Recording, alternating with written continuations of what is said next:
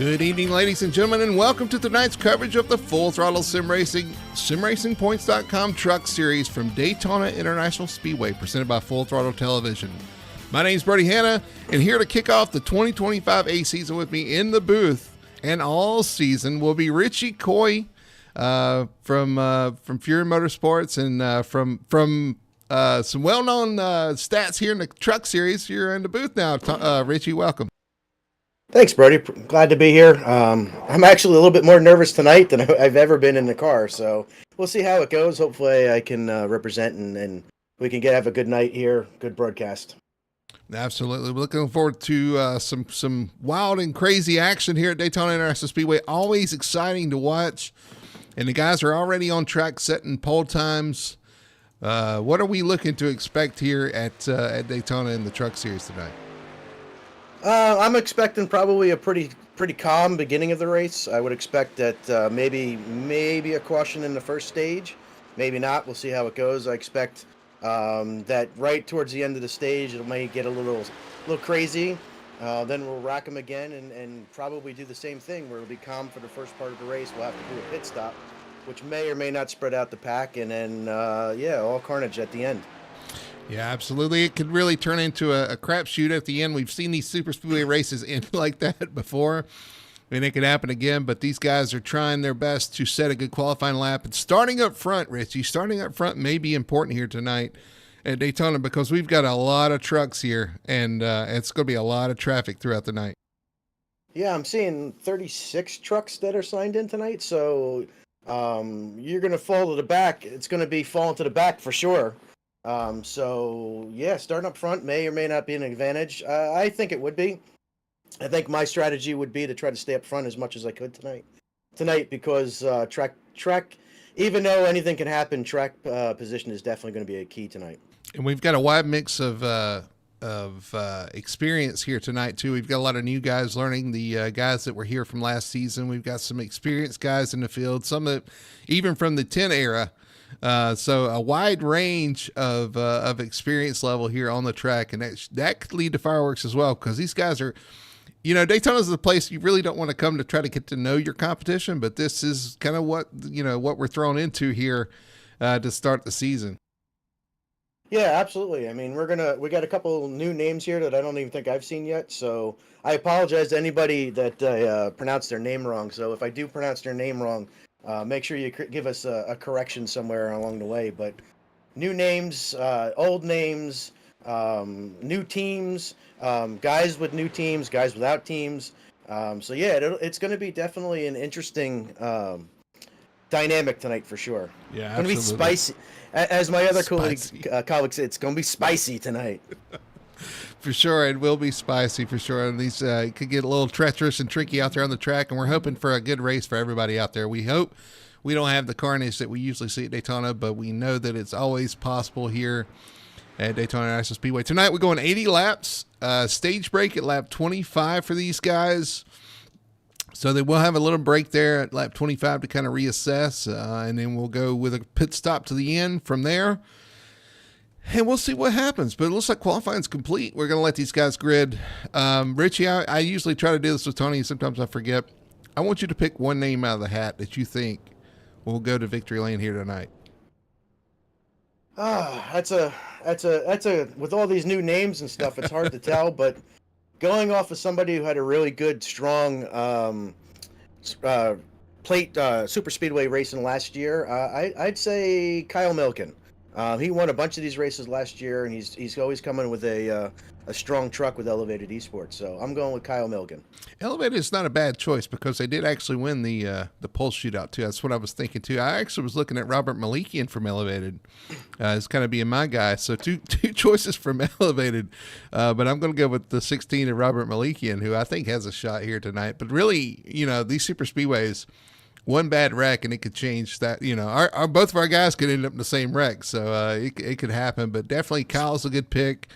Any of those guys are a good pick, and honestly, you got from the experience of Bobby Terrell to somebody who just got the game on Christmas, Yeah, Mark for Kyle Christmas. Henderson. Yeah, so for you've got that Christmas, wide range of been doing it 20 years, been doing it 2 months. So it should be very fun and exciting. So Yeah, I mean, you can't count out somebody like Marshall Johnson, who won one of these races last year, his only race win at FTSR, and he's sitting on the outside pole. So yeah, anybody can win this one. all right, we're going to jump to our starting lineup. We've got a lot to go over, so let's get started here from the front. On pole, if it will come up, and there it is. James Morris is going to take the pole tonight in that number 18 for GHR Racing. To his outside, you were talking about Marshall Johnson. There he is on the front row. Second place for the 9 of Marshall Johnson. Starting third is going to be the 94 of Bobby Terrell. To his outside is going to be newcomer Mike Redmond. Just got signed up today in the 29. That's going to be the Carolina boys. Starting fifth is going to be Corey Atkins. To his outside, the your pick tonight, the 42 Kyle Milliken in P6. P7 is going to be Merrick Watchburn. 8th is going to be Michael Blackner in the 22. 9th is going to be Ryan Lark in the 00. And 10th place is going to be the 52 of Jason Chilton. You mean JP Burns. Jason Chilton will be in 11th. Dave Nestor in the 36 will be 12th. William Lark, another new person on the Carolina boys, is 13th. Brendan Polk, 14th. Keaton Pipe, 15th. Aaron Duranco in the 2 and 16th. Lewis Meglin in the 43 will be 17th, followed by Nicholas Moreau in 18th. Your pick, Robert Malikian in 19th, followed with Justin Diltz in 20th. Then you have Nicholas. They're shuffling around on me, so I'm not really seeing the. Let's see. We got TJ Bartell in 21st, Sherwood Wilford in 22nd, Ryan Chapman in 23rd, followed by Brian Thorson in 24th, Joe Flanagan in 25th, followed by Chris Gore 26th. The 73 of Todd Burnett will be 27th. Our buddy Tony Spicy Solari will be in 28th. Zach Young 29th. Marco Henderson in 30th. Joseph Burgess. You did this to me on purpose, saying all these new names. Joseph Burgess in 31st. Chad Lang in 32nd. Don Buckingham 33rd. The 49 of Ryan Hessler in 34th.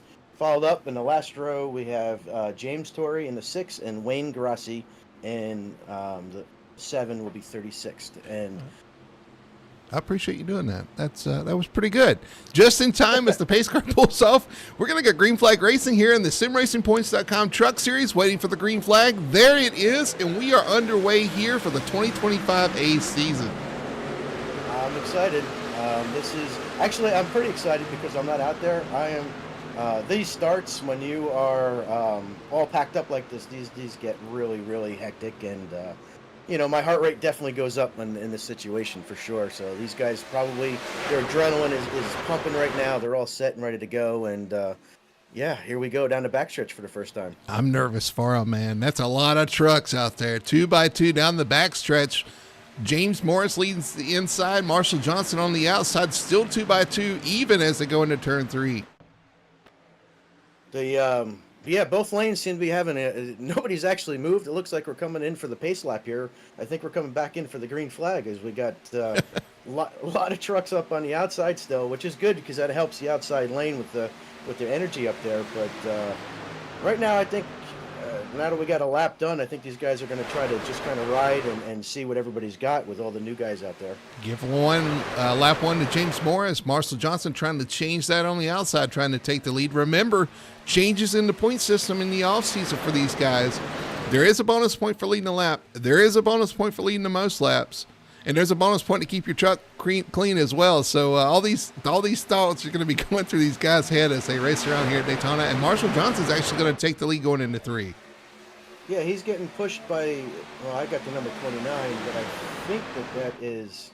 No, that's... actually, it is the 29. It's Mike Redmond, yeah. So Mike Redmond's pushed him to the lead there. Let's see if he'll lead this lap. It's going to be close. It's going to be close. He did get it. So that's going to be a lap led for the 9 of Marshall Johnson with the help from Mike Redmond behind him. Bobby Terrell on the inside behind James Morris. So still 2x2. They cannot break the 2x2 foul racing. And honestly, Richie, you experienced this in the Cup Series. This is much better than the Cup Series. Seems like the outside was having a tough time in the Cup car. Yeah, with the Cup cars, the drafting package is quite a bit different than the trucks. The trucks punch a very big hole, which allows for really good drafting. The recent changes with the Cup car makes it a bit tougher. It's doable, but it's a bit tougher, and you need a lot more cars on the outside to make that outside work. Whereas with the trucks, a couple guys out there can definitely push to the front. Marshall will get that lap led again. We are on lap 4 of 80, and he's going to move down. He's going to move down to the bottom lane in front of the 18, so he's going to move to the bottom lane, open that up for the 29 of Redmond on the outside, trying to lead that outside lane around Marshall Johnson. So it looks like we might start playing some leapfrog here, which is where I consider when the outside lane pushes up and the lead one or two guys come down, and then the outside lane has to do it all over again. That's the old leapfrog. So we'll see what happens. I would personally like to stay on the outside, especially if I was leading up there, but everybody likes to get down and have that comfort of being in the bottom lane, I believe. That's a good looking number 18 truck. You see it kind of shimmer in the lights as it goes through the corner. That was pretty cool. Good looking truck. A lot of good looking trucks out there. You got one on the outside, the green and purple. I believe it's Kyle Milliken on the outside, third on the outside, starting to work his way towards the front. Like you said, we'll keep an eye on him and see his progress. I believe there's a sleeper behind him too, Michael Blackner in the 22, the Red Bull car. Red Bull truck.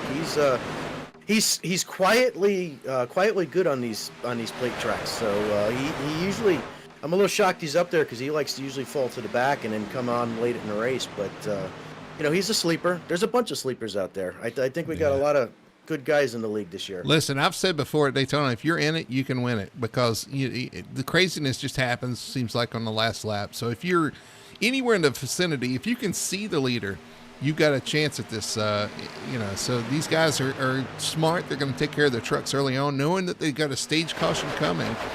They're going to take care of their trucks and hopefully make it to lap 80 and then settle it amongst themselves.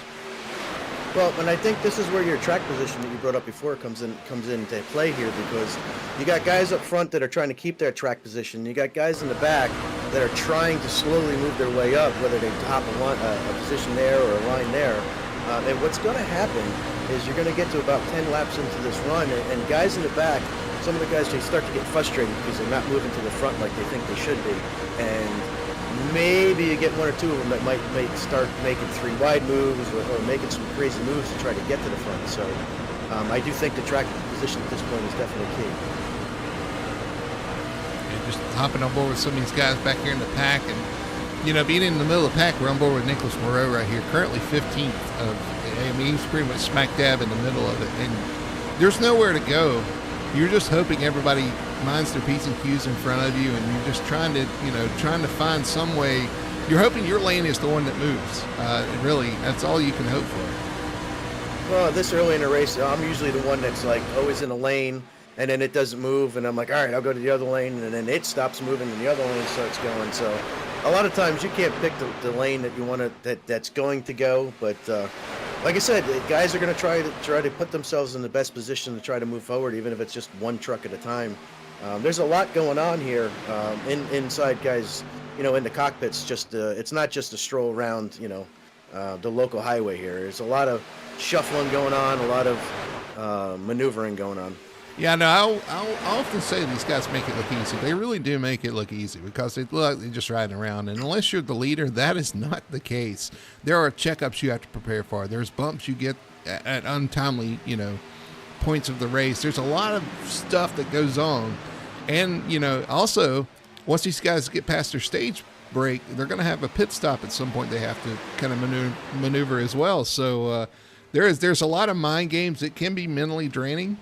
Not necessarily physically for us in the sim world, but very mentally draining because you're right on top of each other, and one small mistake can end the night for 15 to 20 cars. The 43 just got in the back of somebody. I didn't see what happened there. The 21 is around. That's Keaton Pipe, and you're right. We've got our first caution of the night. Looks like there's a couple of trucks involved here. Looks like TJ Bartell's involved, Ryan Hessler, I believe, Chris Gore, James Torrey, all these guys back here involved early in a lap 9 incident. Just going to bring out the caution. It looked like the 21 might have gotten to the back of the truck in front of him, and it popped him up, and Lewis just filled the hole, and they just got together. That's typical. That's typical plate racing right there. Let's see if we can go back and find. Yeah, it looks like the 49, the 89, the 21 are involved. There's our best one tire and TJ. auto. Oh, just contact into the corner. Yeah. Oh, man, that's tough. See if we can see a better view of that.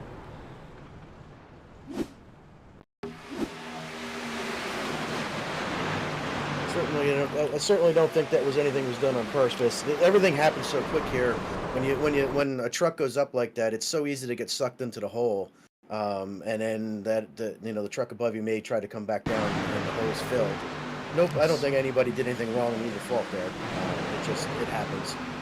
Checkups happen so quick here. See what happened here. Moved up the track, and then, yeah, it looks like he tried to fill the hole there. And honestly, look, he was even trying to give the position back, and it just wasn't quick enough. I mean, it lost so much momentum that, yeah, I mean, that's how many times we've seen. I mean, he just moved up the track there, and I think, who was that? You said, it looked like the 21 got into the back of the car in front of him, which popped him up right, and that's what created the hole.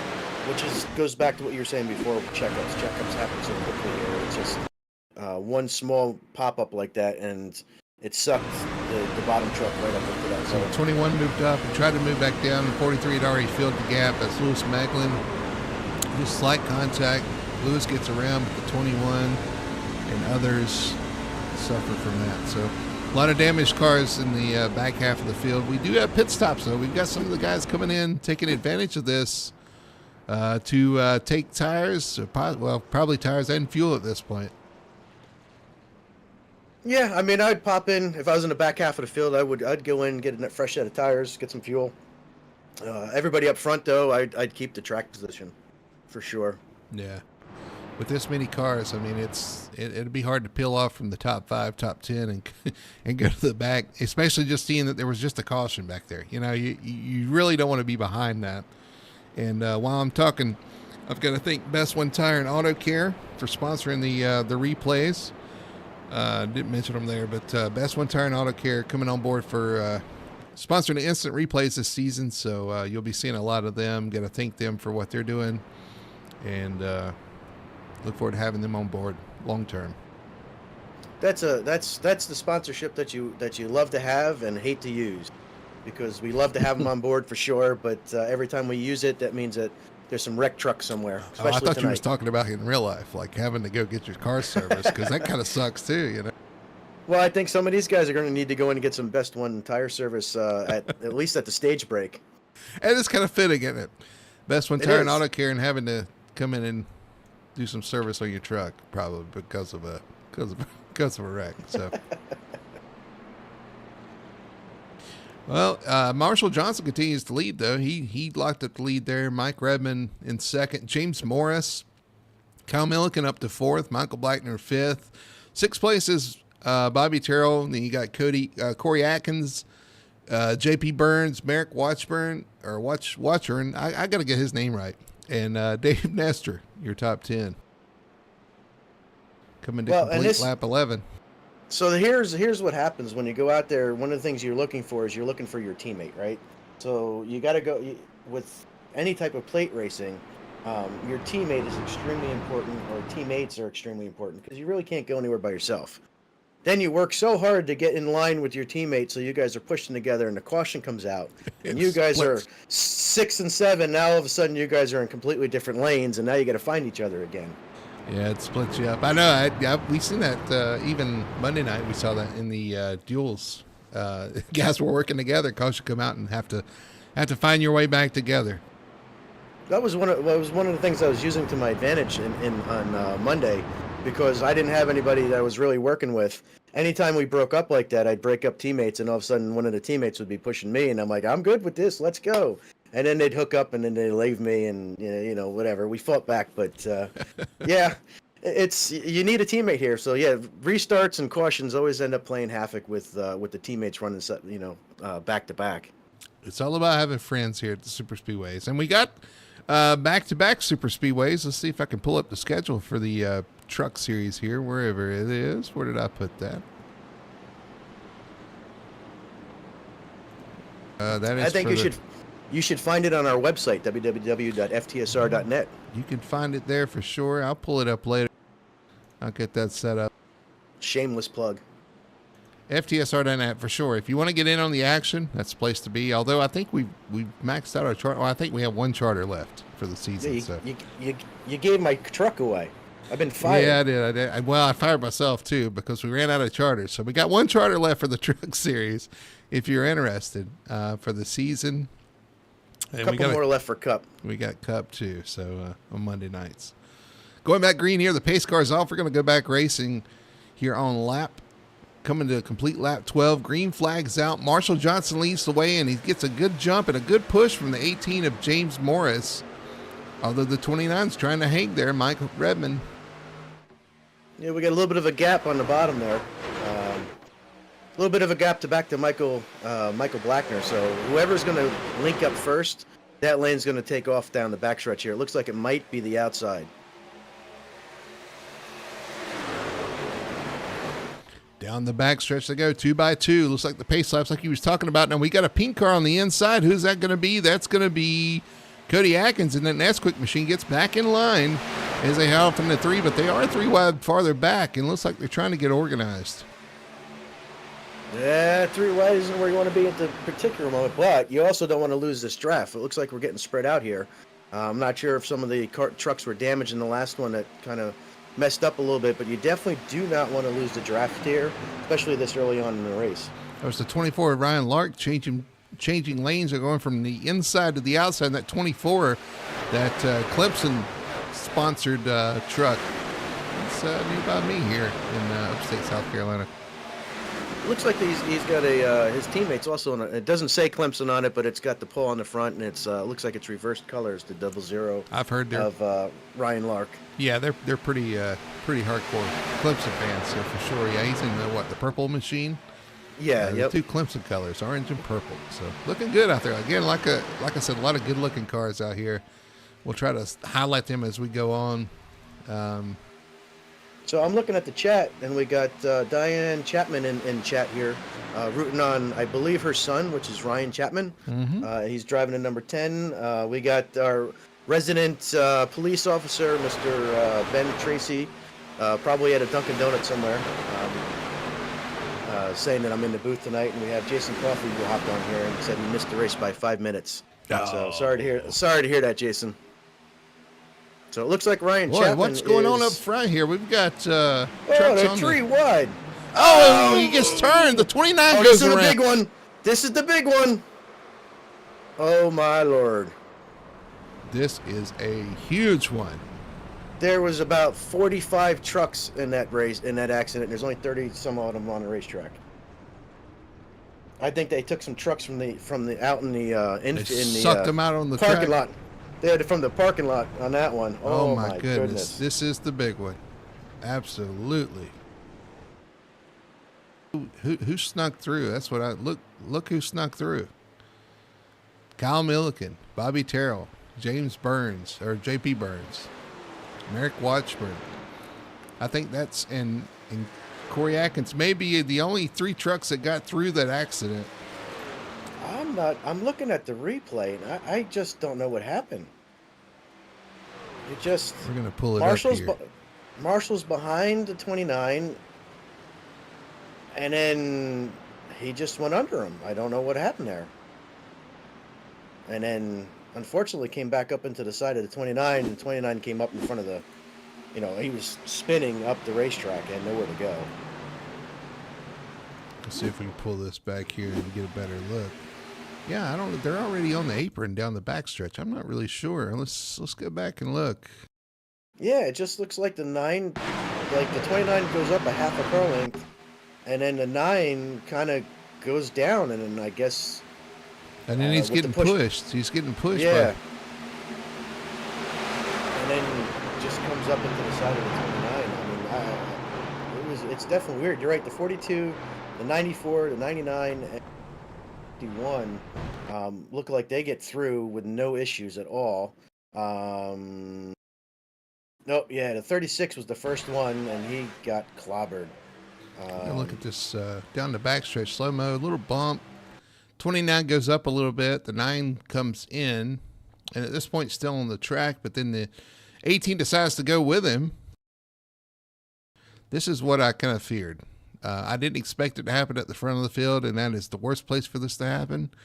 But yeah, the 9 is being pushed by the 18, and I'm sure the 18 is like, we got to figure this out before we get to turn 3. Meanwhile, Kyle Milliken's going on the outside saying, I don't want any part of this. But then they go into the corner, and the 9's just trying to get back up on track, clips the 29. The 29 goes around, and then it's on from here. Let's see the cars that get by. The 42. Not many of them.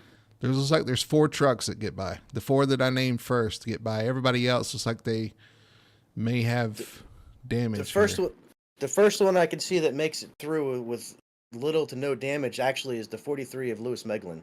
I don't know if you can pull up his in-car, but he looks like he's the first one that makes it through with no contact whatsoever. Did the one get any damage? I know he was right there next to a car. I can't tell.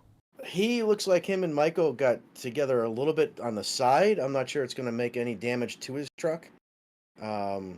If he got any damage, it's not a lot. All right, let's go on board with Lewis Meglin here. Going into turn 3. He's got nothing checking up. And then it's just, oh my goodness. It's a parking lot. 62 comes through and gets on the apron. Does he make it through without any issues? Marco? Yep. Well, maybe. Let's check him out. Yeah, a lot of viewpoints to see here for sure. Marco Henderson.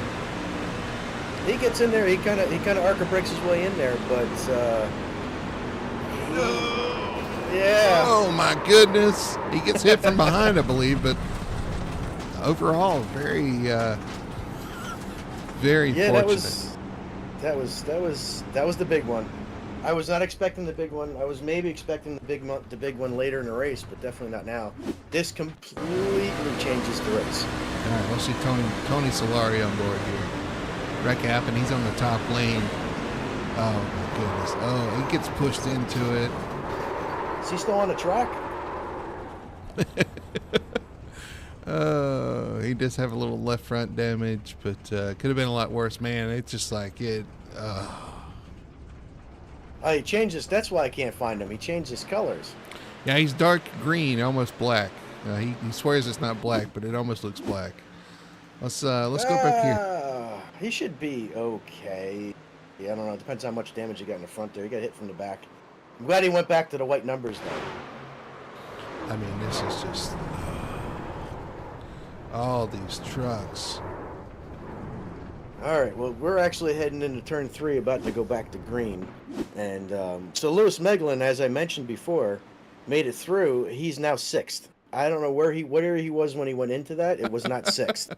Well, he's up 12 positions from his starting spot. Brian Thorson beside him is up 19 spots from his starting spot in the 07. So apparently he made it through there as well.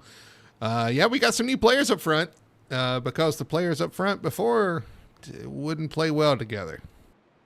So it looks like we're extending the question one lap here, probably trying to wait for guys to get back up here and get lined up.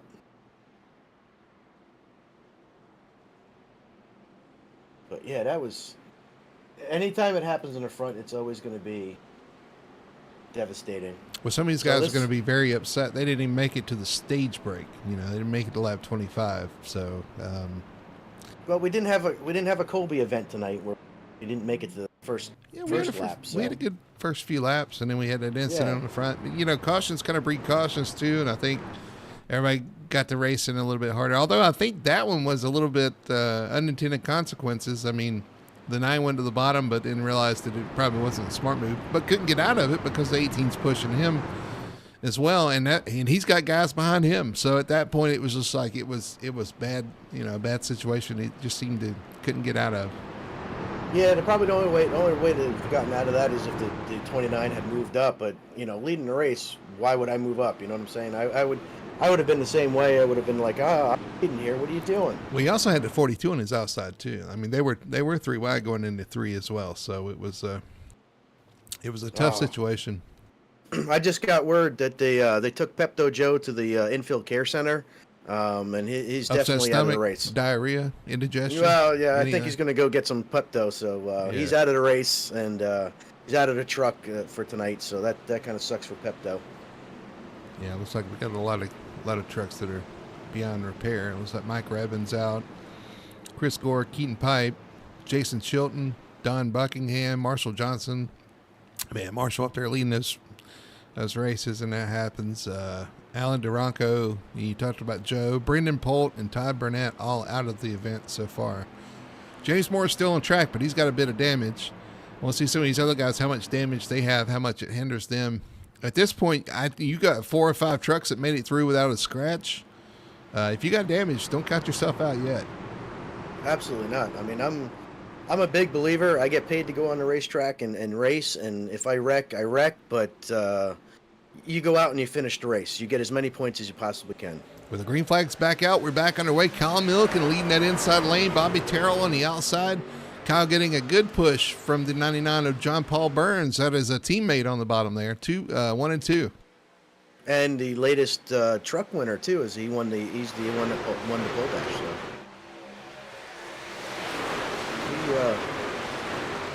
So we're going back to the accident just really quickly. That was a case where maybe 2 guys just didn't know each other very well, and that's the unfortunate part of having new guys come in. We love to have the new blood for sure. Always bolster our ranks, but a lot of times, like you were saying before, you don't know who you're racing against, and sometimes people do things you weren't expecting, or vice versa, or whatever. So you don't know their tendencies. It's like somebody's pulling off here, going into the pits. TJ Bartell? Yes, I believe it was. It was. I love TJ to death, but sometimes he has the worst. He has luck. the worst luck, I swear. And these guys, everybody has a story. If you've been around FTSR long enough, you have some sort of story. His story is just the tough luck, the tough breaks that he continues to suffer from. Now, he is the first ever FTSR truck champion, though. So true. It hasn't always been bad. For sure. As we see Bobby Terrell take the lead on the outside from a push from the 51 of Watchhorn. I'm going to have to ask him about his name. But now here comes Kyle Milliken back on the inside. He's going to retake the lead. Yeah, I'm getting a text from Pepto Joe over in the care center, and he says he's doing all right, but it wasn't a lot of fun. Yeah, that didn't look like a lot of fun. It was. Oh hell, it looked fun from up here. Well, because I wasn't down there. Because I would have been right in the middle of that. You see some shuffling around, going about mid-pack. These guys trying to make a move towards the front. Looks like that's the 90 of... Man, too many new names, and I don't think that number is... Joseph Burgess. Yes. Yeah, I think he's going backwards there. That might be by design. Now we got the... we got contact. Who is that? I was just about to say the monster truck there was 3 wide. Can't see what... That was Zach Young. Truck. Zach Young in the 45. Just door contact there. And, they were 3 wide through the travel, and that is tough to do here. That is all right. We're lap 23. We're almost closing the pits here. That's what's going on. Yeah. It's going to ramp up for the stage. Yep, we're ramping up the stage here. So we got 2 defined lines here. 2 teammates on the bottom and 2 non-teammates up top. All vying for the stage win here. We got, one more lap to go here? It'll be at the completion of lap 25. So they've got 2 to go. 3 wide. 3 wide. Merrick Watchburn to the inside. He did not want to be pushing Bobby Terrell anymore. So he shuffled Terrell out. And now Terrell with no help going backwards on the outside lane. This is a treacherous time. It's hard to run 3 wide. That's what happens when you're not being pushed by your teammate. Oh, man. That's the worst feeling in the world when you get left like that. Oh, we got somebody. Nowhere to go. Somebody threw the grass on the backstretch. It's Ryan Hessler. He got turned. Oh, Bobby Terrell turned in turn 3. And that's going to be the stage. That's the stage. Oh, my goodness. Let's go back and look at the replay here. That's just the worst feeling. You're getting dragged all the way down the backstretch. Nobody's helping you. Too wide. And I don't know. Oh, the one looked underneath and I guess spooked. Who was that beside Bobby there? Was that Justin Diltz, I think, in the 91?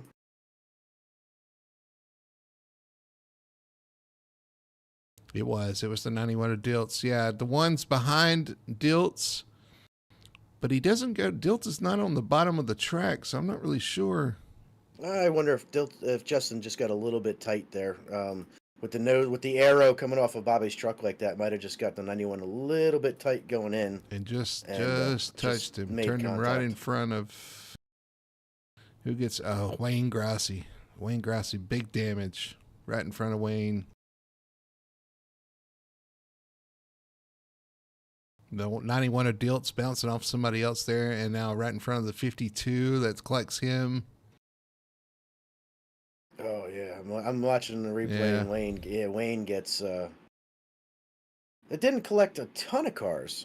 Not as well. No, there's the 91 spinning again. So see if we get the 52 and Tony going with Wayne Grassi here, going in the corner, turn 3. Just turned right in front of him and nowhere to go. Almost goes up in the fence. I'm thinking that Tony might be heading to Menards after this.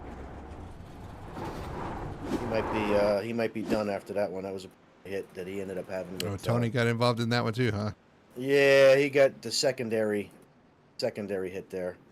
When the 91 came down and made contact with. The 49's in the grass already, and then they go in the corner. That's what I was watching, and then this happens in front of him. He gets by the first part of the wreck. He gets collected with the 52, and the 52, they get tangled up and right up into the wall. Yeah. Yeah, Tony, he's going to start heading out to Menards, get shopping. They got everything but beef over there. Yeah, everything but meat. He keeps saying that. Everything but meat, so. Well, who won our stage? Do we know? I have no idea. I know Kyle Malikian is leading. I don't know if I'm assuming that, did they pit? Who was leading at the end here? Let's see if we can see who was leading at the end here.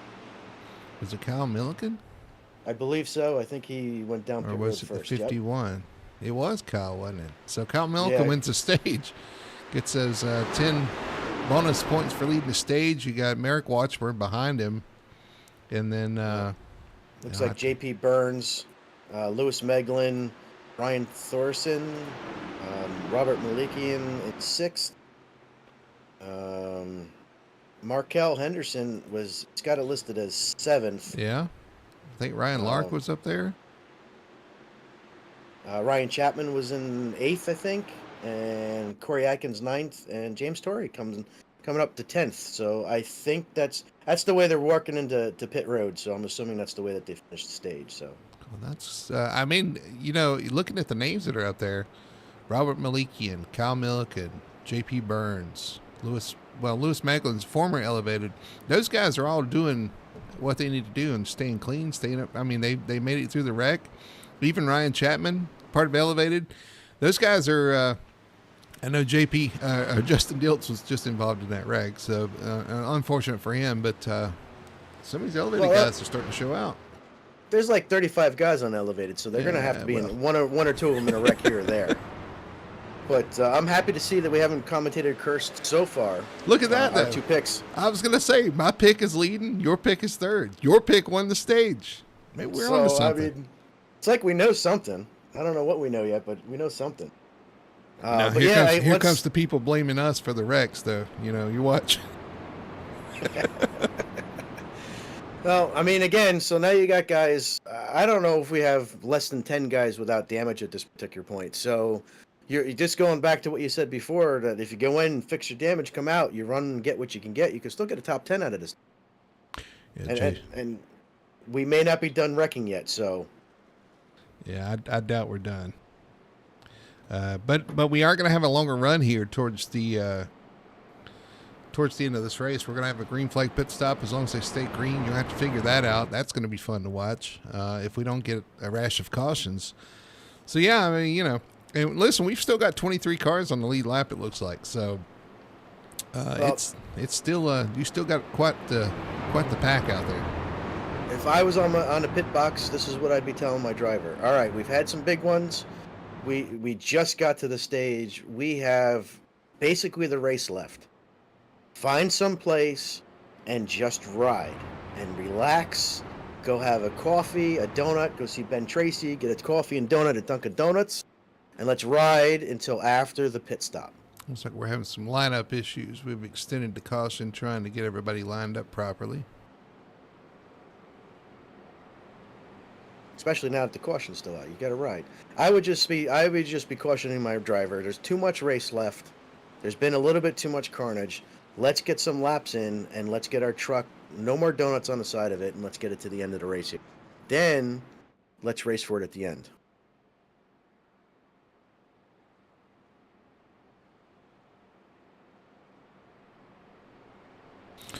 All right, well, you get the one to go once again. I'm going to get back to racing here soon. Some of these guys are probably looking at this and thinking, okay, that's one less lap we've got to run under green. One less lap, but we might have an accident. So, yeah, but I'm sure these guys are chomping at the bit, too. So I'm looking at the counter, and we have like 13 people watching our stream, and I'm thinking to myself, man, this is like 10 more people than has ever watched my stream at one time. So this is the most people listening to my voice on YouTube ever. So congratulations. Thank you, everybody, for watching. And you've got Diane Chapman out there cheering on Elevated once again. So, yeah, Elevated's definitely doing what they need to do tonight for sure. Being in the right place at the right time. Sometimes it's a little luck. Sometimes it's a little skill here at Daytona. And it looks like they've got a little bit of both going right now. Still a long way to go, though. We're only on lap 28 of 80. And like I said, we got another green flag stop coming too, as long as they stay green. Long way to go.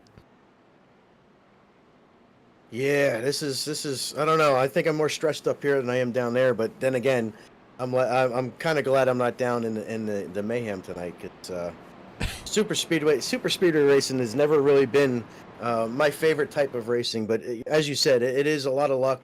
There's a lot of skill to it, and there's a lot of teamwork that needs to happen out there. So got to shout out Victory Fuel, drinkvictory.com. Use code FTSR for 10% off your order at drinkvictory.com. Sponsor of the Victory Fuel Cup Series. Richie, we're going back green. Green flag's out, and we are underway once again here at Daytona. This is where, what did they say? They reach up, pull your belts tight, make sure your butt's in the seat. One more time. And let's get it going, man. Do my best Larry Mack impression. Boogity, boogity, boogity. Let's go racing, boys. Wait a minute. Is that a copyright infringement? That's DW, and we may get copyright strikes for that. Dang it. My first time in a booth, I'm getting copyright infringements already. Down the backstretch, Robert Malikian leading Kyle Milliken on the inside. They got lined up, and they're going pretty well. You got the one of, who's that? The one of Corey Atkins on the outside. Who's that behind him? The white car? Is that going to be? That's J.P. Burns. J.P. Burns. New paint scheme for him this season. Takes some getting used to. Yeah, I'm all over the place. I know some of the guys. I don't know some of the guys. I know some of the numbers. I don't know the paint schemes. Then they changed paint schemes on me. Right now, the only one I could really pick out of the crowd is the 43 of Lewis Meglin with that fantastic Richard Petty throwback he's got on there. Robert Malikian, I think he carried over his paint scheme from last year. I can recognize it. It's easy to pick out the one of Corey Atkins in that pink car, the other pink car in the race. I don't know how Joe feels about that, but that Nesquik machine definitely easy to pick out. And would that be strawberry Nesquik? Yeah, sure. Yeah, sure. You know who's still out there that I'm looking on the bottom? It's Pepto-Bismol flavored. It's Pepto. There you go. That's what I need. That's what I'm going to need at the end of this race right now. But you know who I'm seeing on the bottom lane, about 6 cars back, that's in the pack? That would be old Spicy Solari there. Looks like he's got his truck all fixed up and he's on his way. Look at that. He's another one that's changed trucks, and it's hard to recognize him in his new black and green machine. Mean green I could see Menards machine. I could see the numbers, though. The white numbers. I could see them numbers. Looks like we got some guys shuffling to the back. Looks like a Zach Young in the 445. Sorry, going backwards. And it's tight there. That it's was TJ a Bartel. squeeze. TJ's He did this. He did this the last time we went green too. So I think I'm wondering he's trying to if stay out of. I think he's doing it on purpose, trying to stay out of trouble. But it's man. Anytime you're 3 wide, I mean, it doesn't matter if you're lifting or not. And sometimes it's worse if you're lifting because the truck gets more out of shape. But it's hard to run 3 wide around this track for sure. These guys again make it look easy around here. It is not easy. 2 wide's not easy. 3 wide is sometimes a death sentence. Well, we have to deal with something here on the sim racing that they don't have to deal with in real life that makes it hard to run 3 wide, and that's that aero magnet stuff that we're not allowed to really talk about. So you can't really run as close here as you possibly can maybe in the real racing. So sometimes running 3 wide, you get a little bit of that aero magnet going on out there, and it makes it tough. So yeah, Talladega it's not as bad, but here it seems like it's really hard to run 3 wide here. Still 2x2 here. Again, the one of Corey Atkins. I don't know why I keep calling him Cody. Corey Atkins leading the outside lane. We will get your names right, by the way, eventually. I promise. Yeah, maybe not. I don't know. We're going to try, though. Robert Malikian leading that inside lane is going to retake the lead down the backstretch with help from the 42 of Kyle Milliken. Still 2x2 and still the same players up front in the front 2 rows. Yeah, I'm thinking that, especially with the 2 teammates there, I think that they're going to try to protect the bottom, keep their track position, and I think they're just riding. Corey may be doing the same thing. JP being unelevated might be doing the same thing as well. I expect that if we start to see anything happening, we're going to start to see it probably mid-pack and back, unless somebody makes a mistake and fills a gap that wasn't supposed to be filled. They're coming up on the lap car. James Torrey. James going to stay high here. Try to stay out of the way of the pack. Doing a good job there. We got Ben Tracy in chat ruining qualifying for anybody watching out there. Well, I won't look, though, And we won't announce it. If you're not, don't look at chat if you're watching qualifying or you're recording qualifying. I'm going to watch it later. And I'm not going to look either. So now I can't look at chat. Thanks, Ben. I'll keep you up to date on what's going on in chat. Remove it. We can remove that comment, can't we? I can't from where I'm looking at it. He said that they had the Q session up at Dunkin' Donuts on the TV, and that's where he got that information from. There we go. I removed the message. For anybody watching qualifying, you're safe to look at chat again. Thanks, Ben. What is he, a cop? Robert Malikian leading on that inside lane now. Still 2x2. Still the same players up here. And we are coming up on a car coming to the pits. He moved over. Yeah, he's going to come to the pits here. So one of the things we haven't touched upon is the lack of visibility with these trucks. The spoiler on the back of these trucks are so high that when you're tucked up behind somebody, it's super hard to see what's happening in front of you. And that's one of the reasons why a lot of times you'll see guys pushing other guys into situations they shouldn't be in because they can't see. You can't see what's going on in front of you. So if you're not following a teammate who can key up and be like, hey, slow up, sometimes we get into bad situations. There you go. I pulled up cockpit cam, and actually it's Susan G. Coleman on the back of the pink truck, so that kind of makes a little more sense along with the Nesquik.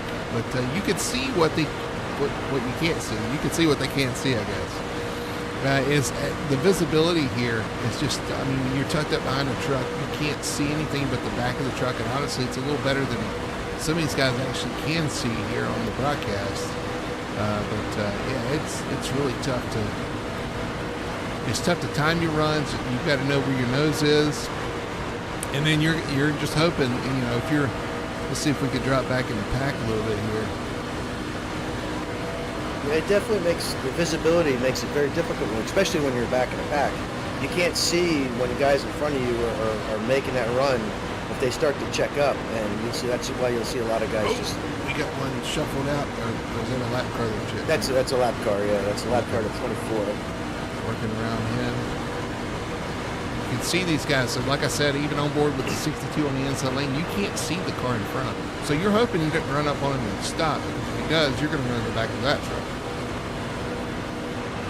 One of the things I like to try to do here, especially when I'm running mid-pack, is to try to leave a half especially because if you're running fourth, fifth, sixth in line, you being packed up behind somebody isn't going to affect the line as much as it is towards the front.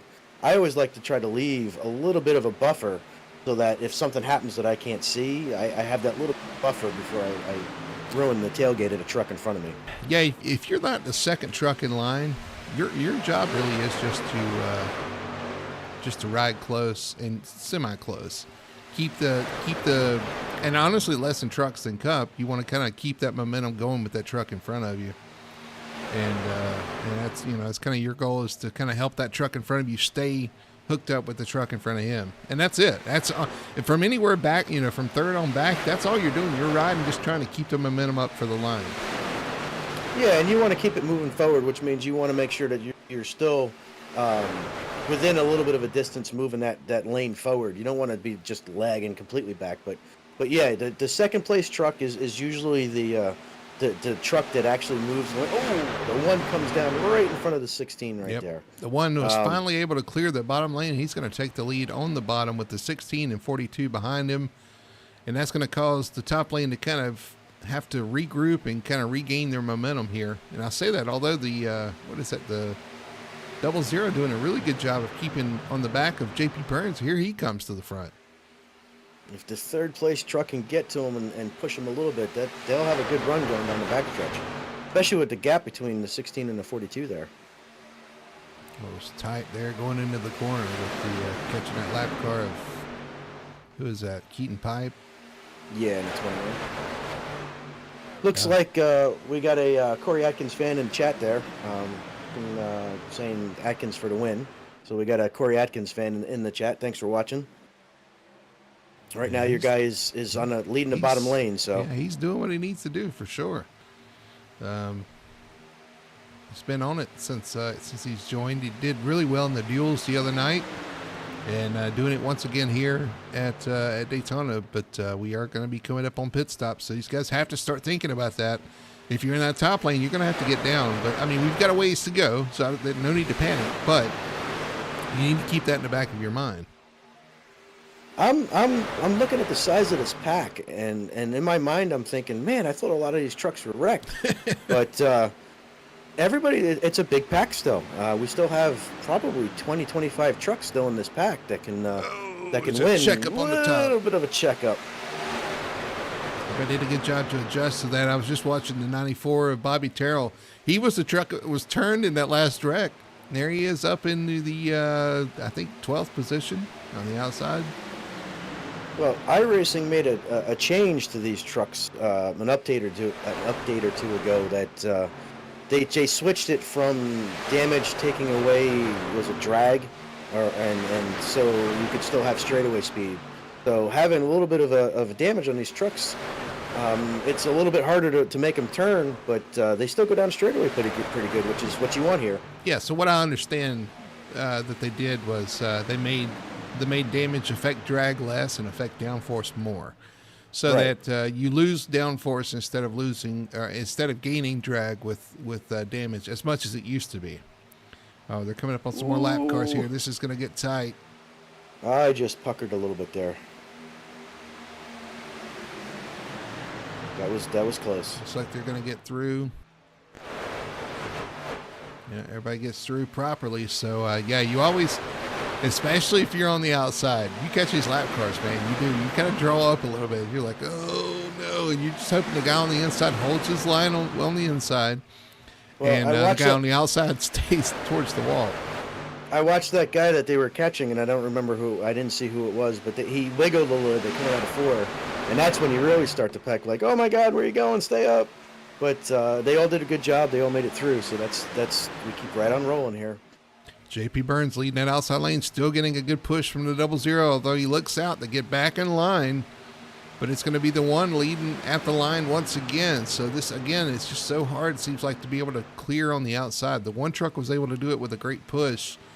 And now the 00 is trying to do the same with JP Burns, hoping that he drops to the inside so he gets his shot. You talked about the leapfrog. That's the way it kind of works on the outside. If you get a good push, you try to push the guy. Oh, we see the elevated guys trying to get lined up on the outside. Here comes Kyle Milliken, JP Burns. So there's two things I just saw there. One was teammates going to teammates. And prior to that, what was happening was we had one team pushing the guy in the outside lane, and then the guy pushing the outside lane's teammate was on the bottom of the inside leading with the other guy's teammate. So look at that shift to the inside. That's crazy. And so that's elevated 1, 2, 3. Robert Milliken, Kyle Milliken, JP Burns. Elevated 1, 2, 3. And behind them, though, on the inside now is teammates as well. It's Ryan Lark and Corey Atkins lined up nose to tail, the two teammates there as well. And now we have the 90 of Joseph Burgess coming up, being pushed by another elevated driver, Ryan Chapman. So we got elevated everywhere, which is you good. See the 51 of Merrick Watchern behind him. So it's kind of 3 cars, and then that's Bobby Terrell, who was just in the last accident, 4th guy in line on the outside. Yeah. He's taking that 150 miles that he bike rode to get here, and he's going right to the front with it. Yeah, I have to ask him how many laps he rode on his bike here at Daytona. But one of the things I saw was when Meglin caught the 90 wide. getting shuffled up. 90 to the top side. I missed it. Did he get pushed up there? 3 wide. I think he left a gap, and they filled the gap, unfortunately. They filled it. So going into 3, he's going to fall back and try to get in line. He's going to fall all the way back to the back of the pack here. So not all the way back, but yeah, mid pack for sure. That sucks. I've had that happen. That's. You're like, I'm leading. Oh wait, I'm the 15th now. And that was Ryan Chapman, I think, that made it 3 wide there on the 90. He just left that gap open, and Ryan filled it. He's going to be leading that outside lane now with a push from the 51 of Merrick Watchorn. Watchorn. And right behind him is Mr. Bobby Terrell. We're gonna say that a lot this year. It's gonna be a lot of Bobby Terrell this year. Yeah, I was glad to see Bobby back. We had talked, and he wasn't sure if he was coming back or not. Was thinking of retiring, and I'm glad to see him return for sure. He's gonna get these young whippersnappers a lesson for sure. Because you see somebody darting up the middle. Who's that? That's green car. 07. Brian Thorson. Brian Thorson. Trying to do it by himself through the middle. Let's see if this works. This is interesting. I'm sure everybody's taking notes on this as well. And he is making it work. He is going forward. What do they call that? The sucker hole? Yeah, it's the sucker hole. He's suckering his way up into the 3rd car on the outside lane. Yeah, I didn't think it was going to work, but it worked. I'll have to remember that for Monday night. Everybody take note. Oh, tilts sideways, saves it, and we keep going. Wow, and he's still sideways, but he holds on to it.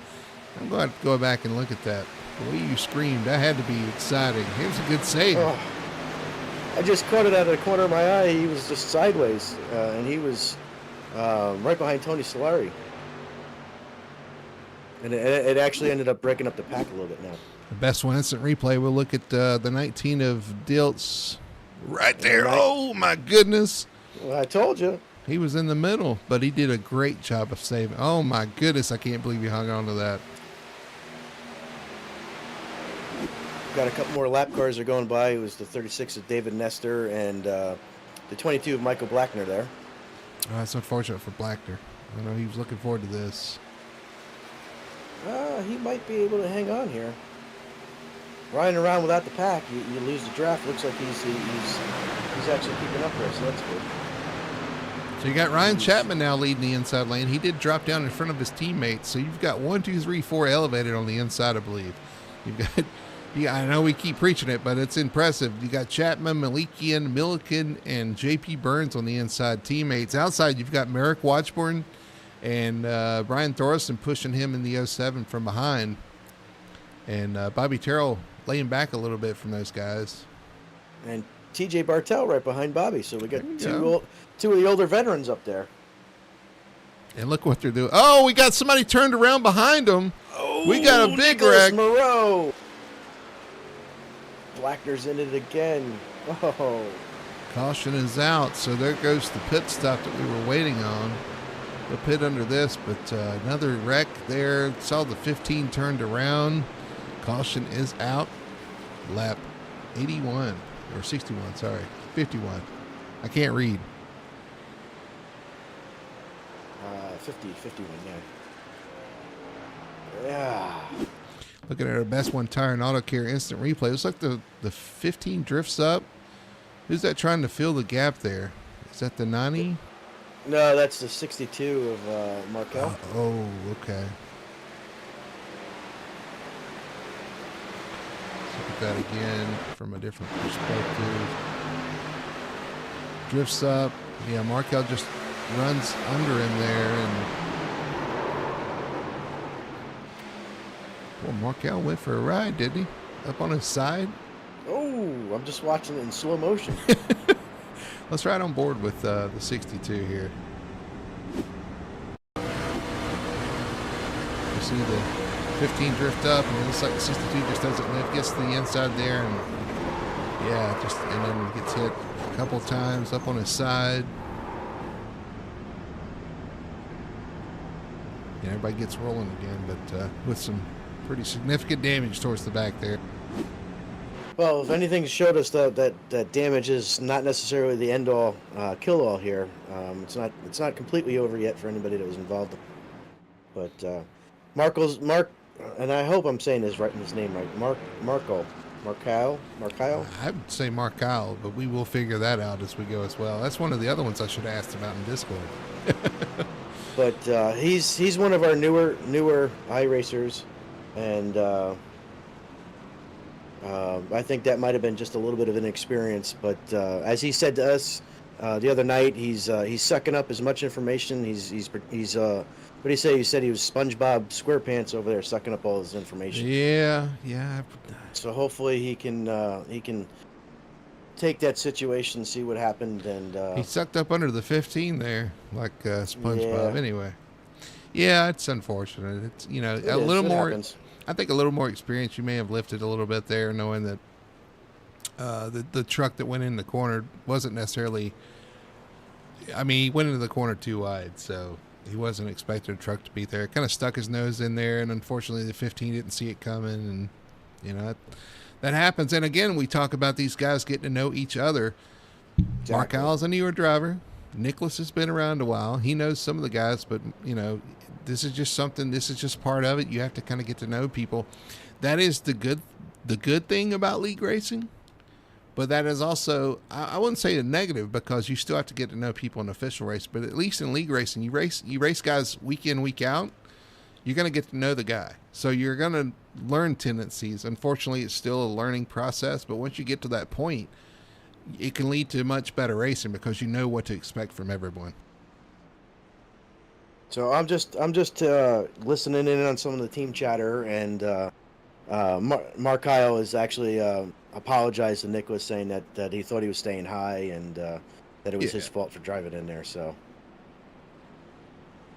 I said he should have checked up. So we've got a lot of good people in the league. The ones I've talked to are very level-headed. They know what they need to do, and honestly, like I said, that was just I chalked that up to inexperience. That's really, overall inexperience, not necessarily league experience, but right. That will come with time. And so in order to continue to grow and expand the league membership, and honestly overall the iRacing membership, you've got to give these guys a shot. You've got to learn from mistakes, and unfortunately that was a mistake that cost a few guys, including himself. But mistakes do happen, and as long as they're learning from it, That's a net positive in my book. And it's a pretty long season. We got 12 more races. So, not reckon at Daytona. It's a 50-50 shot on whether you're going to do that in the first place. But it's a long season yet.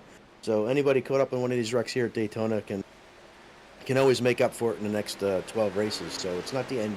It's not like it's the last or second to last race. So Looks like we're doubling up, getting ready to go back green here at Daytona. Lap 53. I might want to put it on my live view here so I can see what's going on. So 27 laps to go.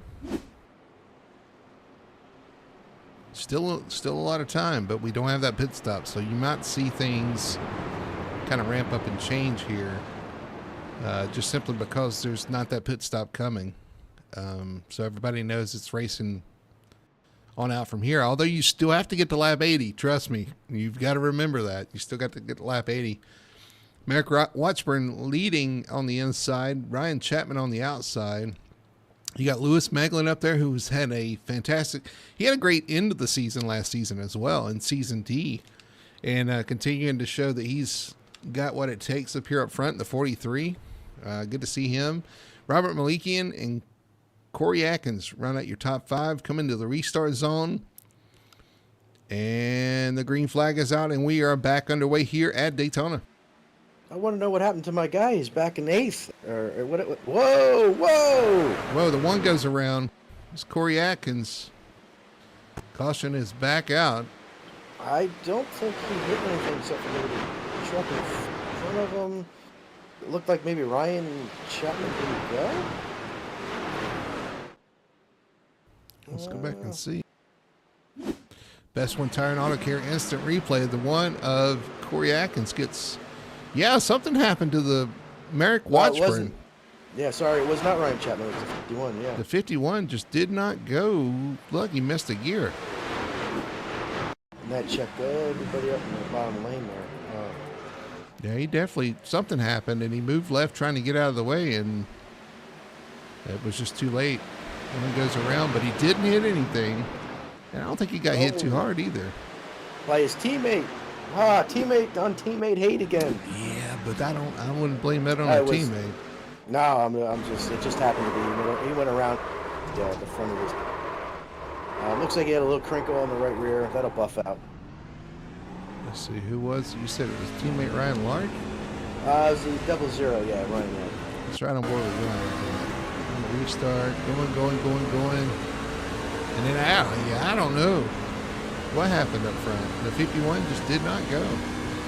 And that goes back to what we were saying about not being able to see past the truck in front of you. There's no way the 00 had any idea that the leader of the lane didn't go. So, I hate to see it like that.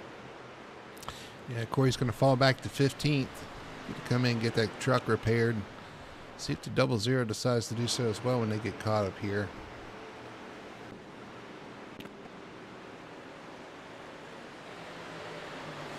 To be honest with you, though, the guys that were involved in that last wreck may want to see this. This is another opportunity to get the rest of their damage fixed. So, you got to take advantage of whatever situations arise, and you see the 00 is going to come in and repair his truck as well. Again, they're going to fall back to about 14th, 15th, 16th, I guess, with the lucky dog. 16 cars on the lead lap. So while they're out of the front runners, it's not like they have to go 30 positions. It's about halfway there. Well, this is one of the reasons why I'm not you get all these guys together. We did a great job of recruiting over the winter, and we come to Daytona, and you get a lot of guys may or may not know each other, and get a lot of guys on the track, and unfortunately tonight we're having a bit of cautions, but hopefully everybody sticks through here. We got 15, 16 guys watching the race here live. Just stick with us, and these guys will definitely come back next week stronger, and we'll put on a fantastic, even better show than we're doing right now. I mean, I'm entertained right now. I'm loving the fact that I'm not out there, because I'd be frustrated.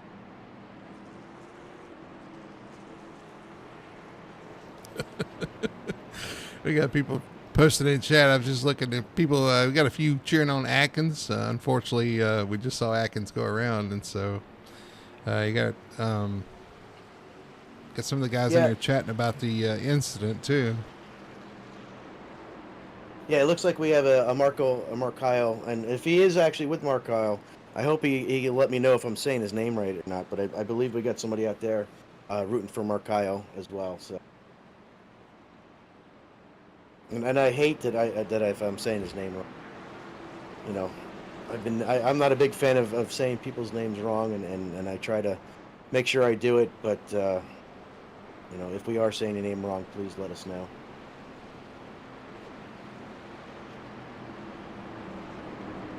Not like anybody's ever said my name wrong. No, we never get it wrong, Ricky Co. Ricky Co in the house. Well, we're cutting laps off here shortly under caution. 26 laps to go. Sorry, 24. Boy, I should get my ass checked. Hey guys, don't forget, coming up on Monday nights, we will be broadcasting the FTSR Victory Fuel Cup Series, Mondays at 9 p.m. Eastern, every Monday night, right here on Full Throttle TV. So you'll be catching the Cup Series. Coming up Monday is the Daytona 250, and the guy in the booth here is going to be in the race. So running the Victory Fuel car, we'll see how you can do on Monday nights here, Richie. Yeah, we got the number 19. We got a brand new paint scheme on it with Victory Fuel on it again. Once again, PC. Phoenix PC and Icon Sports. So I was going to put in my sponsor plugs, but yeah, we were lucky enough to win our duel, and we're coming to Daytona 250 with a good piece, a nice hot rod. So see what we can do. And of course, on Wednesday nights, you'll catch us here every Wednesday night for the SimRacingPoints.com Truck Series. We're seeing it tonight, kicking off the season. We got another Super Speedway coming up next week, Richie, at Atlanta. And I know these guys love to hear the fact that they're going to get to do this once again on a tighter track for the second race of the season. A tighter track where the trucks tend to get loose about 10 laps in, and that's always fun. But, yeah, you know, the first 2 weeks here, I'm not unhappy. I'm not on a track out there with these guys. Not being a big Super Speedway fan, I'm not unhappy that I'm missing Atlanta, but... it's fast. It's a fast. They've made it fast for sure. But I'm curious to see about the new pit road. I've not run there with pit road yet that they put in. So you gotta slow down going down the backstretch and then go all the way around turn 3. But we're coming to green here. We are coming to green. Pace cars off. Ryan Chapman leading. Robert Malikian on the outside. Merrick Watchburn in third. And the green flag's out. And we are underway. 22 laps to go. Just 22. Well, 20. Man, I'm just getting into this now, you know? I think it's 23. The race is going to be over soon. Oh, trust me. You get plenty of practice. We got 12 more races this season, so look forward to that. Did you see Ryan Chapman jump to the outside in front of teammate Malikian? And you got those guys lined up on the outside and Watchburn on the inside. Looks like he gets through all the gears. This time it's going to maintain that inside lane.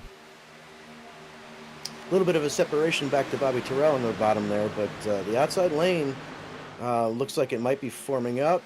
Maybe not.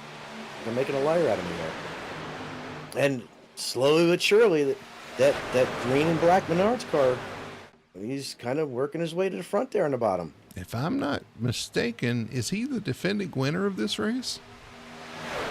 I'd have to look at the stats. Yeah, you're calling me out on that. I'm gonna let you look that one up because I believe he won here last season to open the season up, if I remember right. Maybe not, but it seems like that might have been the case. As you see, Chapman and Malikian moving to the bottom. Watchburn moves to the high side. Lewis Meglin in there to fill the gap. Now we got two teammates with the next teammate. Is that going to play into anything there? And they're 3 wide behind them. No, this defending race winner of this race is James Mullen. Oh, okay. Followed by some Ricky Co guy and Cody McKinney. So Ryan Chapman got 4. But I do believe Tony did win a super speedway. He's won race here before. Year. Yeah, he's won here before for sure. I thought it was last season. It might have been the season ago. So either way, right now you got Robert Maliki and Push and Ryan Chapman on the bottom. They're making time there. You got Merrick Watchburn on the outside. Lewis Meglin on the inside. Brian Thorsten's still up there making that inside. He's the one that cut the middle there. Cut the gap in the middle, worked his way up to the third car on the outside. Now the second car and giving a good push to the 51. Now, I'm gonna show you ignorance here that I don't know if you got any teammates. Do you have any teammates out there, Brian Thorson? Let's take a look. I'll let you know. Hold on. Yeah, you let me know. He does. He's actually Markel, Donald Bell, and Todd Burnett's teammates. So okay. All right. So those guys are probably pulling for the 07 at this point. I think they've all had issues. Yeah. And Watchburn is Watchhorn. Meese. See, now you got me. Now you got me. I like Watchburn better. It just rolls off the tongue better. Is out there by himself because his teammate didn't show up tonight. But yeah, that's Meese Motorsports. Big surprise. Boy, you see the 07 right in the back of the 51, middle of the corner. That's it's rule a little number shaky. 2. And now the 07 is going to look to the outside. And, tuck back in. Oh, my goodness. Inside, outside. He broke rule number 2. Rule number 2 is you don't push in the corners. And you know what rule number 1 is, right? You don't push the pusher. I thought rule number 1 of racing was learn how to wreck somebody without wrecking yourself. That's like rule 34. But yeah, at a plate track, you never want to push anyone in the corners. Now is the 07 because now he's looking to the now he's lined back up. I don't. They're not co-opetitioning like they need to. They're 3 wide behind them. The one taking it 3 wide back there. Co-opetition. You went there. I can't believe you went there. Yeah. It serves its purpose. It serves its purpose. Is there only a couple laps to go? Because as things are starting, it seems like it's the tension is rising here for some reason. 18 laps to go, but the tension is high. It does seem to be rising, 18 right? to go. Yeah. I'm just worried about the 07 bumps with the 51. There's the one going to the middle again. Corey is not ashamed to. Oh, and there he goes. He turns. There it is. The 28 into the 11, and the 11 hard wreck back there on the back. And then we've got 11. And then we've got accident in turn 3. What is this? James Morris involved. Mike Redmond again. Justin Diltz involved. Man. And that's can't keep up. That's what happens.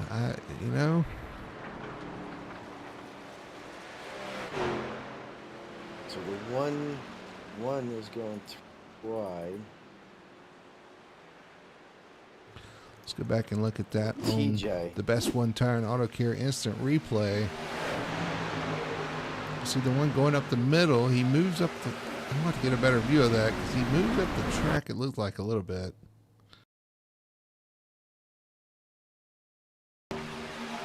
I don't know. It looks like they came together there. Yeah. And that turned Diltz up and turned Tony down. Diltz goes up on his side.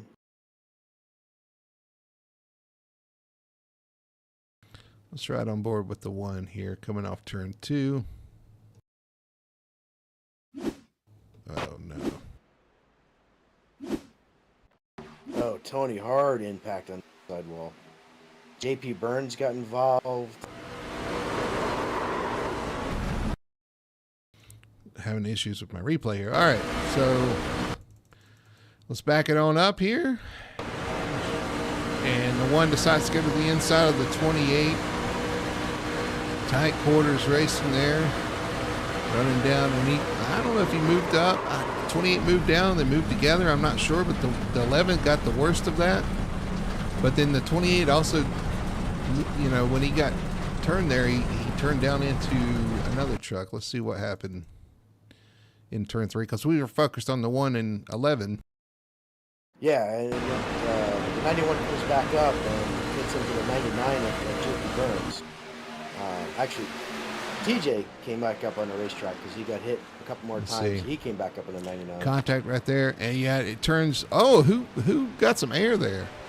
That would be Dilts. Dilts almost went up and over. And then we had a couple guys that came in, looked like they didn't really have anywhere to go.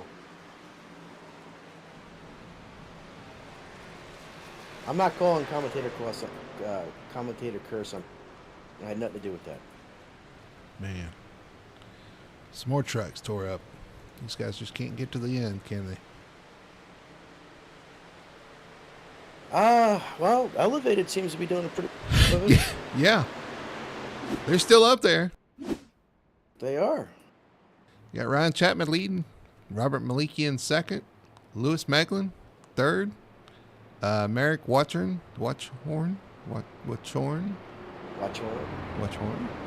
He's going to kill me when he hears this.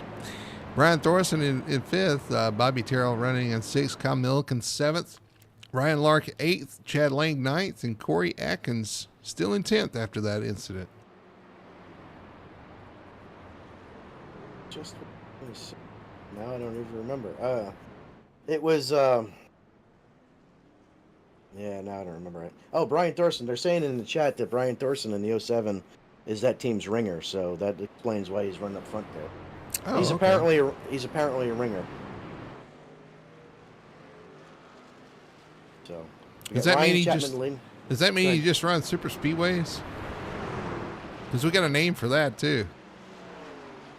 Wow, they're just saying that he's a ringer. They didn't say specifically about super speedways or not. So he's a ringer. Go Ryan, go. We have an all elevated front row, and your guy's on the outside. You're cheering for Brian. Your pick. A lot in the chat. We'll see.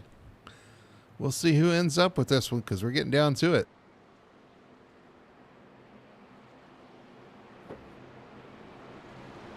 I gotta tell you, I didn't know how I was still being in the.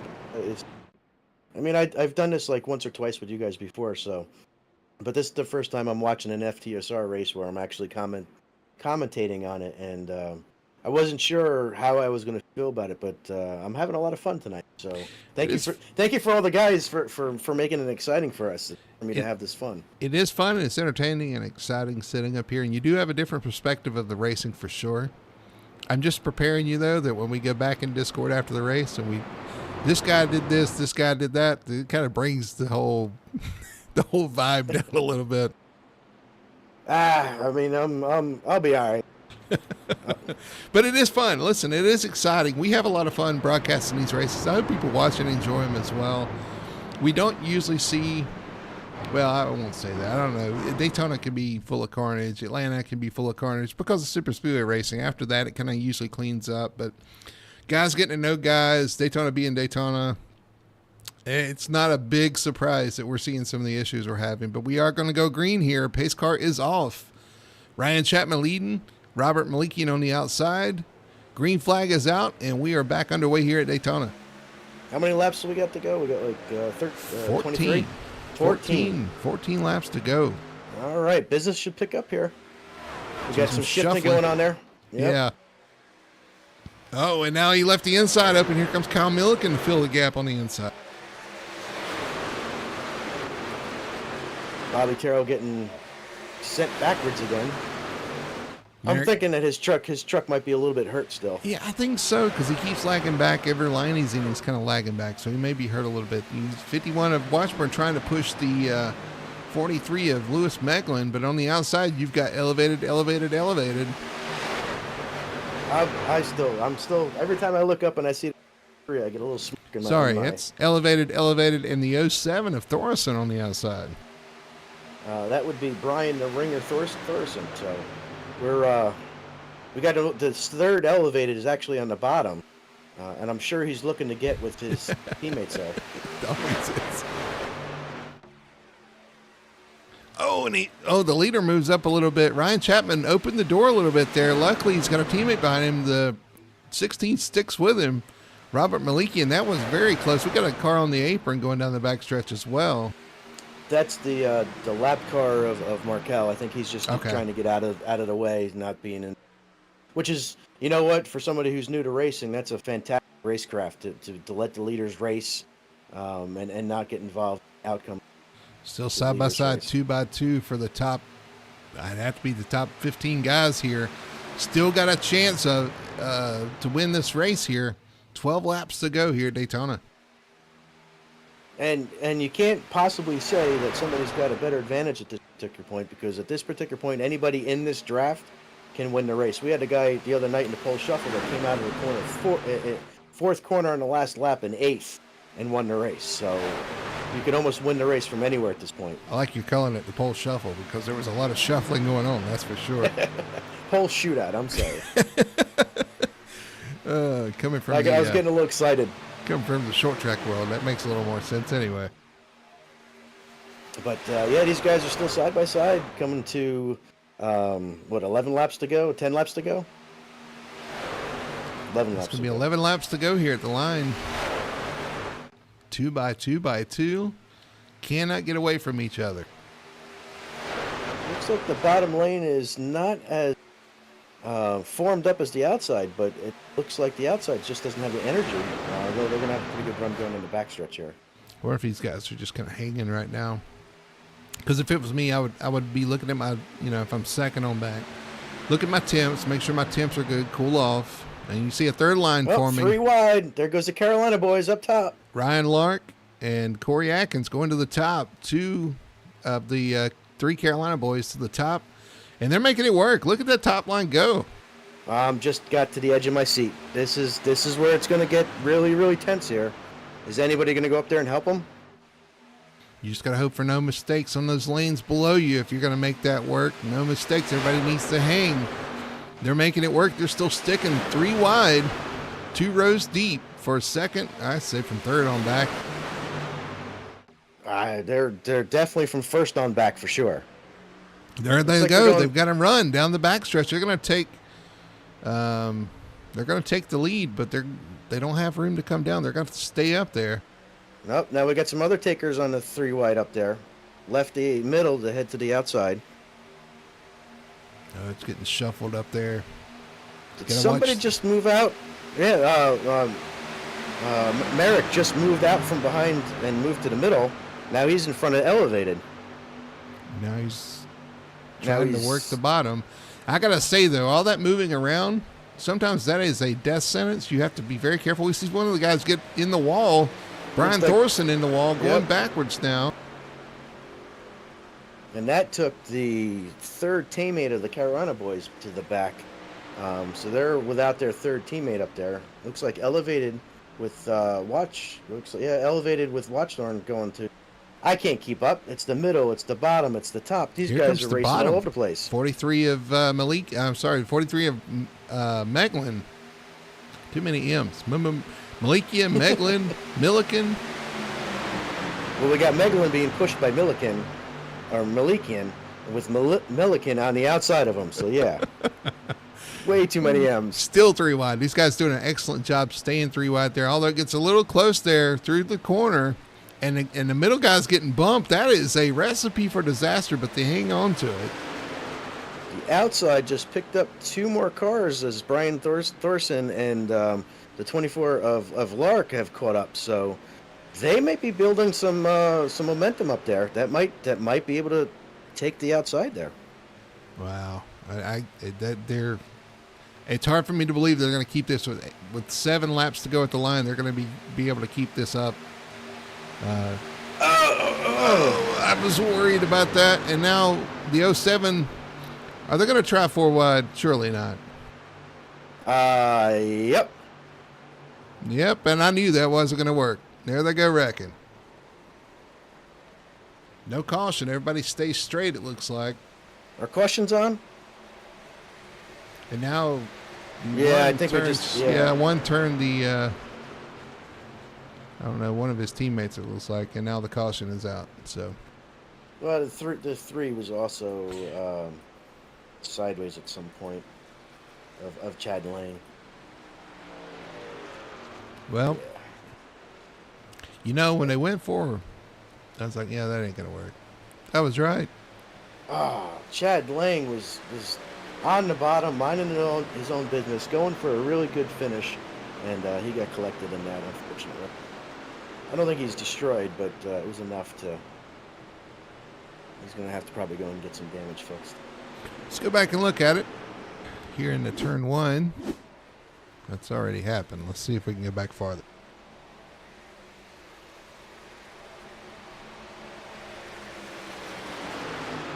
I think that all started when the 00 moved down. Not that he did anything wrong. I'm just saying that I think that all started because he moved down. It slowed down to one's and he moved, progress. and you know how hard that is. We talk about that all the time. When he moves down right here, it's so hard for the car behind not to want to stay with him. That's what you're so focused on following and drafting with the guy that when he moves, your brain automatically makes you want to move with him. So he moves to the middle lane to block the 51, and the one kind of tries to move down. But then at this point, the one's lost his momentum, right? Goes way high, and you got two cars on the bottom trying to race, and then the 07 is like, okay, is this guy going backwards? So he looks to the middle there, and they end up 4 wide going into turn one, and there's no way that they leave that corner. Three wide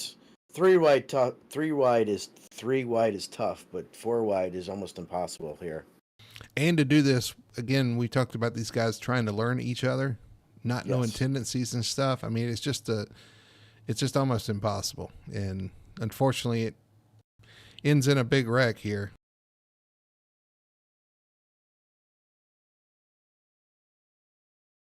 All right, we got some guys pitting. But we still have Lewis Meglin out front. I believe he'd be the big winner of this particular question because he stayed in front of it. We got him. We got Ryan, Merrick Watchhorn, and Kyle Malikian. The top 4 with Dave Nestor, who I swear was in a wreck 70 laps ago. Dave Nestor is up to 5th. Good for Dave Nestor. I told you a wreck doesn't take you out of this. As long as you can see you keep your car relatively clean, stay out of the mess, and be here at the end, and that's what Dave's done. So we have 4 laps. We're going to be coming to 3 laps, so we're going to go to a green-white checkered here, I believe, right? We'll see if we get the one to go here. It may be a natural green-white checkered. What? Green light, what? Say that one time fast. Yeah. But we'll see if it's a natural one, or either way, it's going to be a green-white checkered. So those are always fun. I believe the other night we had 3 of them. So hopefully we can get one and done here. Who takes home the big trophy? Yeah, well, we'll have to see. You got, like I said, Lewis Meglin looking good. He's been up front all night. He's been a factor all night. Merrick Watchern up there.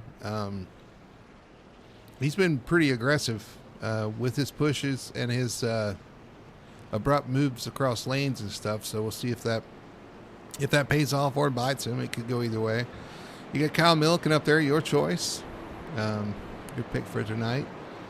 Got Ryan Lark up there in the 00. Let's not forget about him. He had a great pole shootout run. Don Buckingham. We have not mentioned Don at all. He is in the 6th spot. So, and then followed by your. Oh wait, no, it just flipped. Your Chad Lang is back up in 7th. He must have came off the pit road first. Followed by your pick, Robert Malikian. Chad's been quiet. Chad's been around the league for a while, and he's been quiet. He's up in 7th. You're right. You got Robert Malikian there.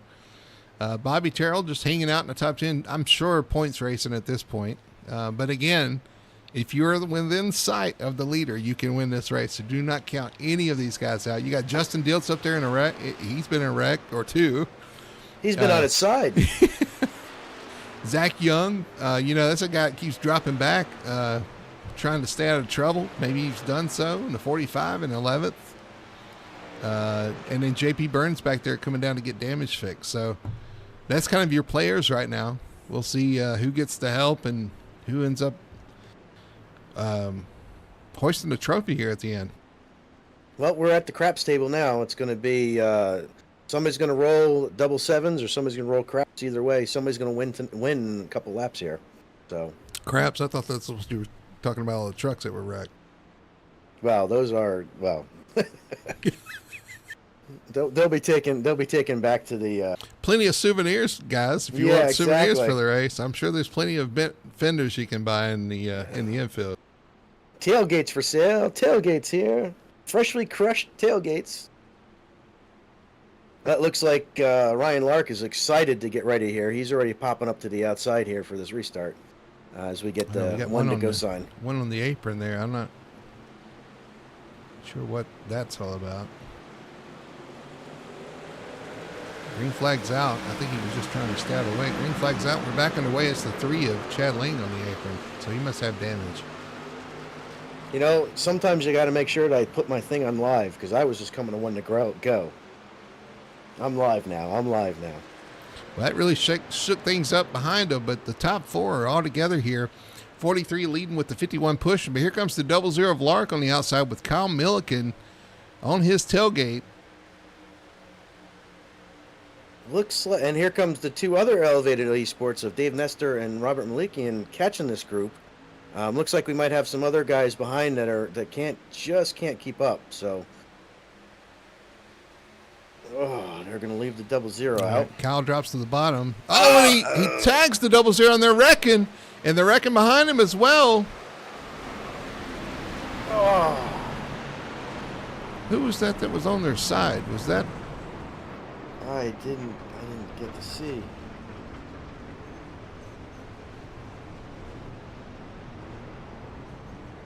Don Buckingham up against the wall on the inside lane. Robert Malikian involved.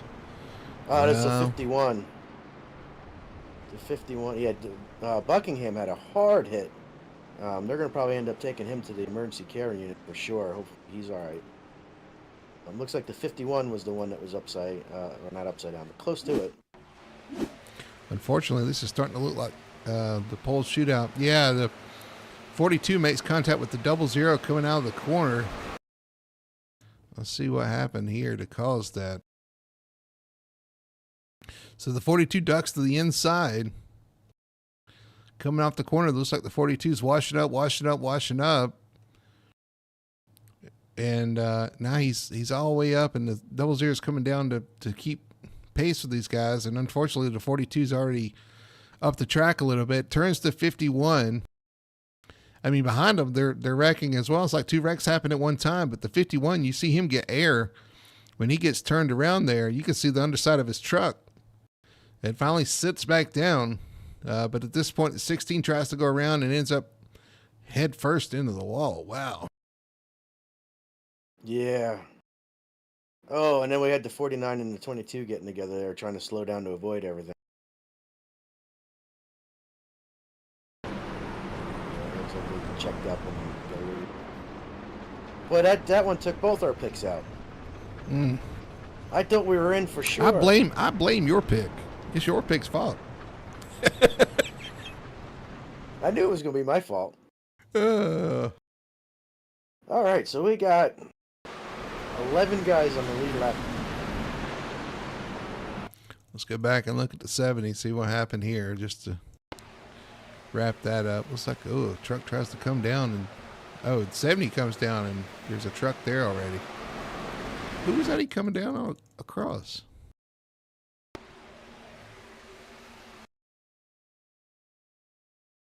Did not see who he came down. And I'm not going back and look because then I'll end up on one lap behind again. Yeah, that's fine. Well, whatever it was, unfortunately, he came across there, so there was a truck there, and that was that. But yeah, we're getting down to fewer and fewer drivers up front here. You get incident points, and you get incident points, and you get incident points. We got Lewis Macklin leading, Kyle Milliken second. Even after all that, still got a shot. Dave Nestor is up to third. So Dave Nestor moving up in third place. Justin Dilt's fourth. So 3 of the top 4 are elevated esports. One's a former elevated esports driver. So they've definitely done their homework, or gotten lucky, or worked well together, or a combination of all of that to get themselves to the front with a shot to win this. They build really tough trucks. That's what. Did nobody get the memo that there was points up for grab for not having incident points? Nobody got that memo. I'm sure. I don't know if anybody will get it, but I'm sure if somebody gets it, and my guess would be Lewis Meglin at this point. Although I don't know if he was involved in a wreck or not, but he's probably the cleanest truck out there right now. Yeah, unfortunately though, he's nobody's getting it. Everybody's got incident. I think the pace car, Bernie's got incident points. Oh, okay. Well, everybody missed out on that bonus point, but okay. I give the bonus point to you and me. That's his bonus point. Yeah, hey, we're clean. That's right. I didn't get an incident tonight at all. That's right. I'm not getting any type of rival tonight. Exactly. The Rivals and Allies system. My truck's clean. It's still parked in the trailer over there. So just so everybody knows, on our website, FTSR.net, we have a rival ally that after races, once the... which will be heavily used after this race. I'm sure. So after our results are put in, drivers have a chance to go in and pick a rival and an ally during the race for anybody who helped them or hurt them during the race. So I'm expecting that to be used a lot tonight. Yeah, it may be. But you can only pick guys in the race, so nobody can pick me. So if you didn't like how I did on the broadcast tonight, you can't pick me as a rival. Well, I can go in the back end and put it in. So. Well, you can, but they can't. I guess I could vote for a rival in the booth. Oh, I thought we were friends. I thought we were allies. We are to the last lap. Even in the booth? Isn't that the way it works? Even in the booth? Well, guys, I hope you've enjoyed this so far. It's been entertaining, I think, for sure. I hope so. That is one word I can use for this. It's been entertaining.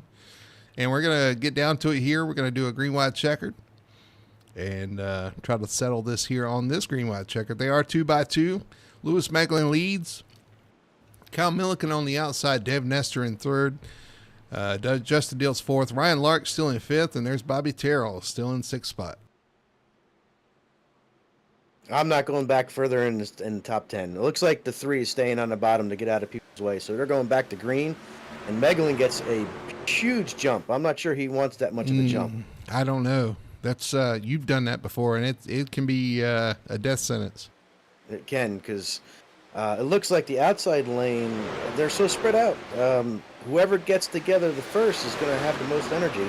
So the top lane is way too spread out. And as I say that, Kyle doesn't have any help. Oh, and now he's got help.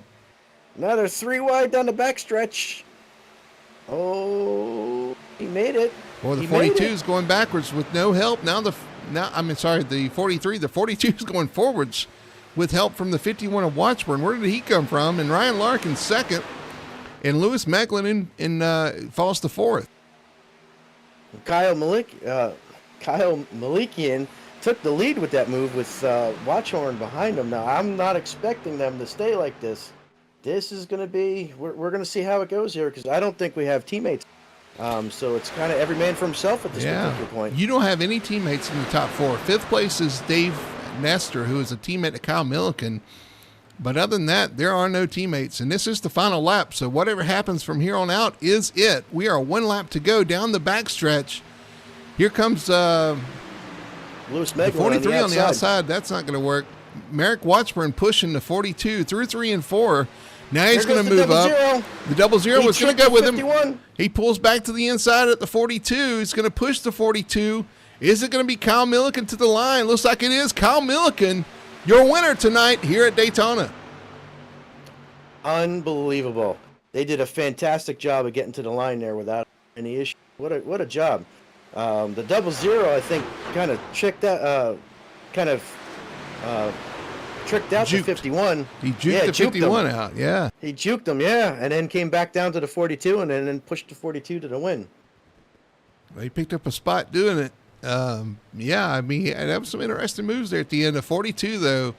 Kyle Milliken hangs on for the victory here at Daytona, and I have to give you props, Richie. I think somebody picked him. I think somebody did pick him. I'm rubbing my knuckles on my shirt. They picked that one. There's the teammate. They're wrecking. Teammates. They're still Calm down. wrecking. Calm down. So Tony Solari just walked out of the infield care center, and I just saw a quick interview with him. And first thing he said was, "You can't wait to get onto that rival system." He said on something, the website, about Menards too, probably. Well, he said he was going to go get some hardware at Menards, but And going to go play some other simulation that I won't mention. I hear he's putting a server up. Kyle Milliken doing his victory donuts. We're going to talk to him and the top three here in just a minute here on Full Throttle TV. We're going to take a quick commercial break. We'll be back right after this.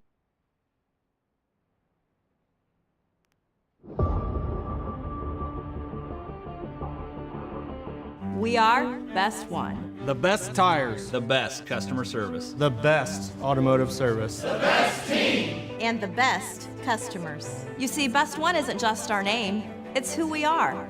Since 1948, Best One has been delivering quality and dependable tires and full-service automotive care to our customers. Best One, selling tires, serving people. We are Best One.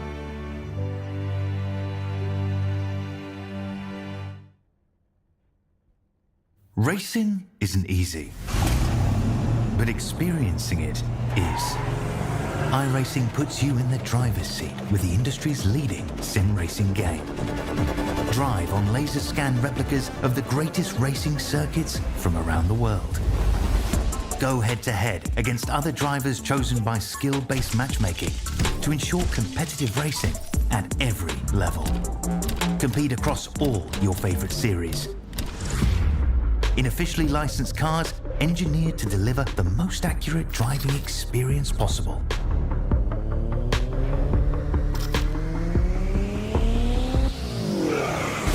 Join a race or host your own with players from across the globe. Race against the computer or in a league with friends. Feel the thrill behind the wheel. Visit iRacing.com.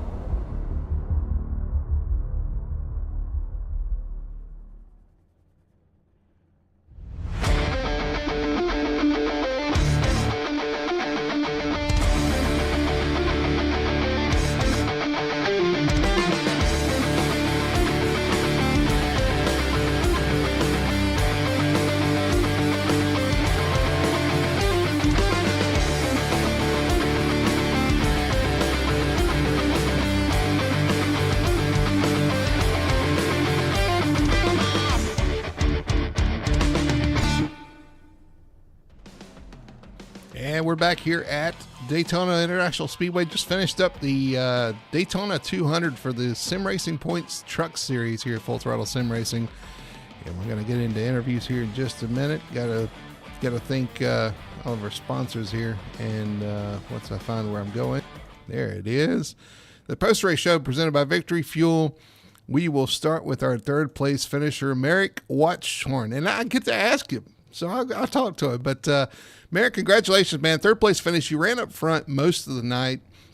Made some very impressive, aggressive moves there to kind of get yourself in position there. Made a move there at the last minute. And unfortunately, your help left. And but still come home third. Still a strong run. Yeah, no, it was a good showing for the Quiggin machine for R&R. So came out strong, and we just go next week. That's true. That's true. Good showing for the team, Meese Motorsports. I know Colby will be happy about that. Man, tell me about this race, man. It had a little bit of everything, and it was a struggle sometimes to get through. You even had your issues there. I think you almost flipped over on the front stretch to come on third. That's pretty impressive. Yeah, no, that last incident is actually kind of comical because the top three are the ones who were involved in the last incident before the caution came out. So, no, it was a good race. I mean, overall, a lot of craziness, a lot of dusting off the cobwebs for everybody to get back into the swing of things, be able to race around each other. But it's also plate racing. It's Daytona. I mean, if you don't get involved in something, I mean, you're gonna be disappointed at the end because you might get passed, like what I did.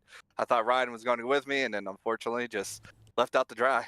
I mean, it's a 50-50 shot, right? You had to go for it for sure. I'm going to throw to Richie there. Richie, I'm sure you got something for our third place finisher here.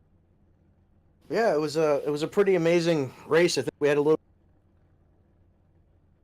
a little bit of everything yourself, but like Brody said, you're up front all race. So you had a good setup underneath you, had a good team behind you. How'd you feel about coming home third? I mean, this is, I believe, your first full season with the league. So what are you thinking so far?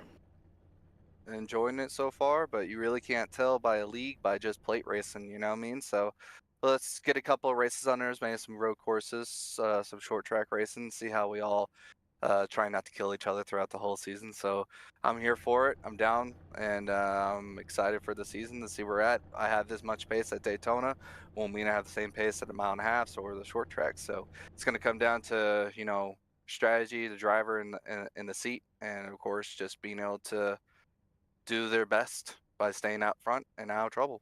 You are 100% right, and I'm glad you got that mindset. And I hope others do as well, because you can't really judge this racing here by super speedways, because man, it's just a crapshoot. It's a crapshoot out there sometimes. So you have to kind of hopefully we get to some of the what most of the drivers will call real tracks, and we see what people are able to put on show wise. But anyway, Merrick, I'm going to let you do your shout outs, your sponsor plugs, third place finish tonight. But the floor is yours. Yes, sir. Just want to give a shout out to the league and all the drivers that came out to race tonight. The admins, you guys, for putting on the great show and the broadcast for us to be able to go and watch it back over again. Really appreciate that. Just give a shout out to my team owner, Colby.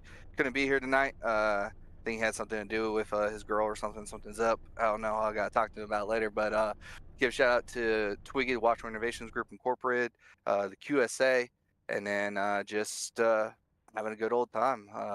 Can't wait for the rest of the season. Let's see how it goes. And my mindset right now is the long run. I'm going for that championship as a rookie. So let's see what I can pull out of my ass. Nice. All right. Well, Merrick, congratulations tonight, and we'll see you next week.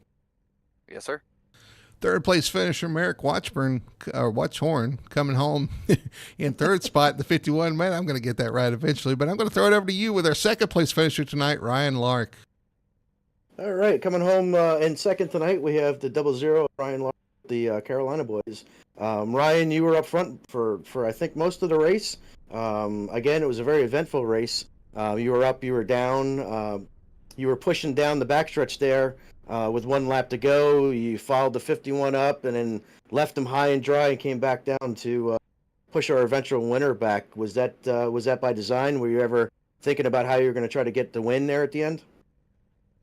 Yeah, I thought the car in the front would block the 51, and I was going to try and go to the bottom, just trying to get as many spots as I could to win the race. I mean, it's Daytona, a lot of beating and banging, so I'm just glad to finish where I finished.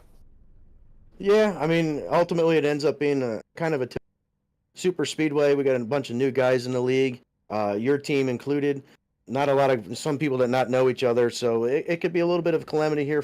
I'm sure everybody will start to get to know each other a little bit. Are you going to use this momentum to move forward with your team? I mean, you guys have you've been here for I think a week, and you already have some good results. So are you guys going to use this moving forward?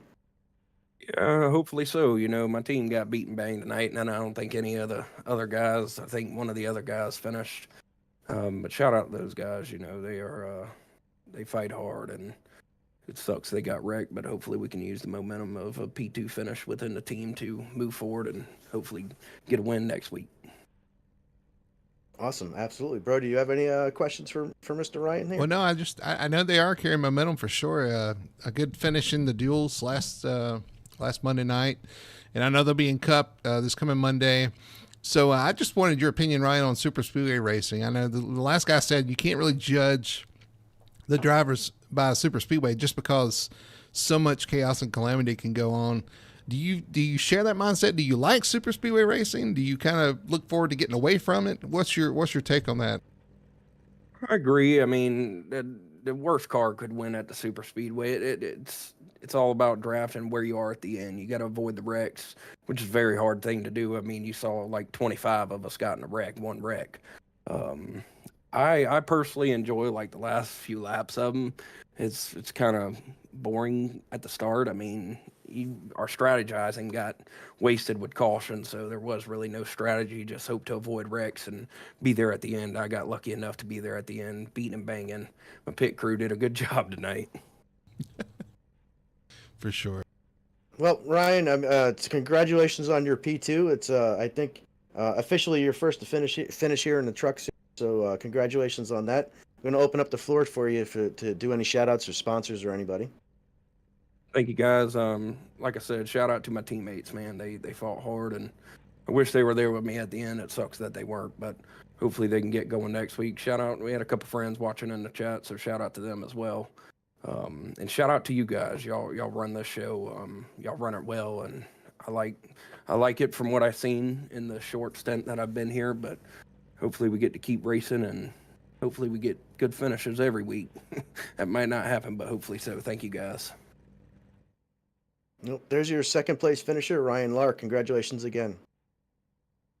All right, we're going to move to victory lane and see if we can catch up with Kyle Milliken, tonight's winner in the 42. Kyle, you finally got that monkey off your back. You got it done here at Daytona. You've been fast here every time we come down here in the trucks, and you got that win. You got the help from the 00 at the end. Tell us about your experience out there from start to finish, and going from being in a wreck to being out front to getting that checkered flag. Yeah, we always unload pretty quick here, and it was a wild race. Towards the end, we got separated from the rest of my elevated teammates, and I was just going to commit to one line or the other because these get pretty crazy coming to the flag. So I figure I'm just going to get points and not risk the truck. Wherever I finish, at least it would be up front versus trying to block for the win. So the last lap, I just commit. I don't even know who's behind me until I watched the replay. I was just going to stay on the bottom. Yeah, well, you and your teammates, I got to give props. And elevated, those guys have worked so well out there tonight. They got up front. They kind of stayed up front. You guys kind of cycled around up front there, but you were in contention all night and stayed mostly away from the chaos that happened behind you. So was that the key? Was track position key, staying in front of the accidents, or was there a strategy to try to stay up front? I know the main thing is to stay out of the accidents, but I think everybody here tonight was involved in some accidents, so that kind of went out the window. Yeah, every entry had multiple incident points tonight. Track position was all we were focused on, not taking tires and timing our pit stops, and just communication, trying to work together to work one line or the other, stay up front. Well, I mean, the first thing I got to say, Kyle, is before the race started, I had the opportunity to pick any driver that I needed to win the race. I knew he was going to do this. I knew it. I picked the 42. I said, Kyle Milliken is going to be your race winner. And thank you very much for proving me right. And now you're going to want him to pick you every week. Yeah, appreciate that. And but, it's good to get the win out of the way, because my season, I'm going to miss a couple, so to get locked in this early is it's good. But in all seriousness, congratulations on the win. It was like I said, everybody said it was an up and down race, and you were up front all night long. You did a great job. I think your truck was mostly clean at the end, and that's what it takes. But your team elevated. All you guys were there all night long, so great job on that for sure. Yeah, thanks. Well, Kyle, every driver wants to come out of Daytona with a good start on the season. You came out the best tonight, P1 on the board, got your win here at Daytona. First winner of the season in the first race of the season. Can be better than that, so congratulations. I'm going to let you take the mic here, do your shout-outs and sponsor plugs. The floor is yours. Yeah, thank you. The usual, thank my teammates at Elevated and Elevated Outdoors, Gum Automotive, Victory Fuel, Icon, and Branded. All right, thanks, guys. All right, there's your winner tonight, Kyle Milliken in the 42. Doing it right, doing it strong up front all night, and takes home the checkered flag in a green-white checkered. Exciting finish there. Richie, this race, like I said, it had a little bit of everything tonight. Yeah, I was laid back at some points in my chair here, just and at the end they had me up on the edge of the seat. So there was racing calamity. This race had it all. We had leaders wrecking, we had guys in the back wrecking, we had 3 wide, 4 wide. Came down to Kyle holding his line down the back on the last lap. So honestly, at this particular point, if you watch this race back and you're not entertained, you're not a race fan. That's all I'm saying. It sounds like we're going that route. Are you not entertained? I Sure. didn't do it. I didn't do it. I thought it was, but I didn't say it. Listen, it was entertaining tonight for sure. These guys put on a heck of a show here from start to finish. Some unfortunate accidents, but at the end we got a green, white, checkered finish, an exciting finish. Calmly Looking takes home the victory, and does things right to kick off the season for sure. So I hope you guys enjoyed it. We definitely enjoyed it. Catch us next Wednesday for round 2 of the Truck Series. We'll be at Atlanta. That's going to be an interesting one. Again, we're going to do this on a shorter, smaller track, a more narrow track too. So definitely should be entertaining. Should be a lot of fun to watch. But before that, Monday night, catch us here on Full Throttle TV. We'll be covering the Victory Fuel Cup Series. You definitely want to catch that as well. So for you guys that watch tonight, I hope you enjoyed it.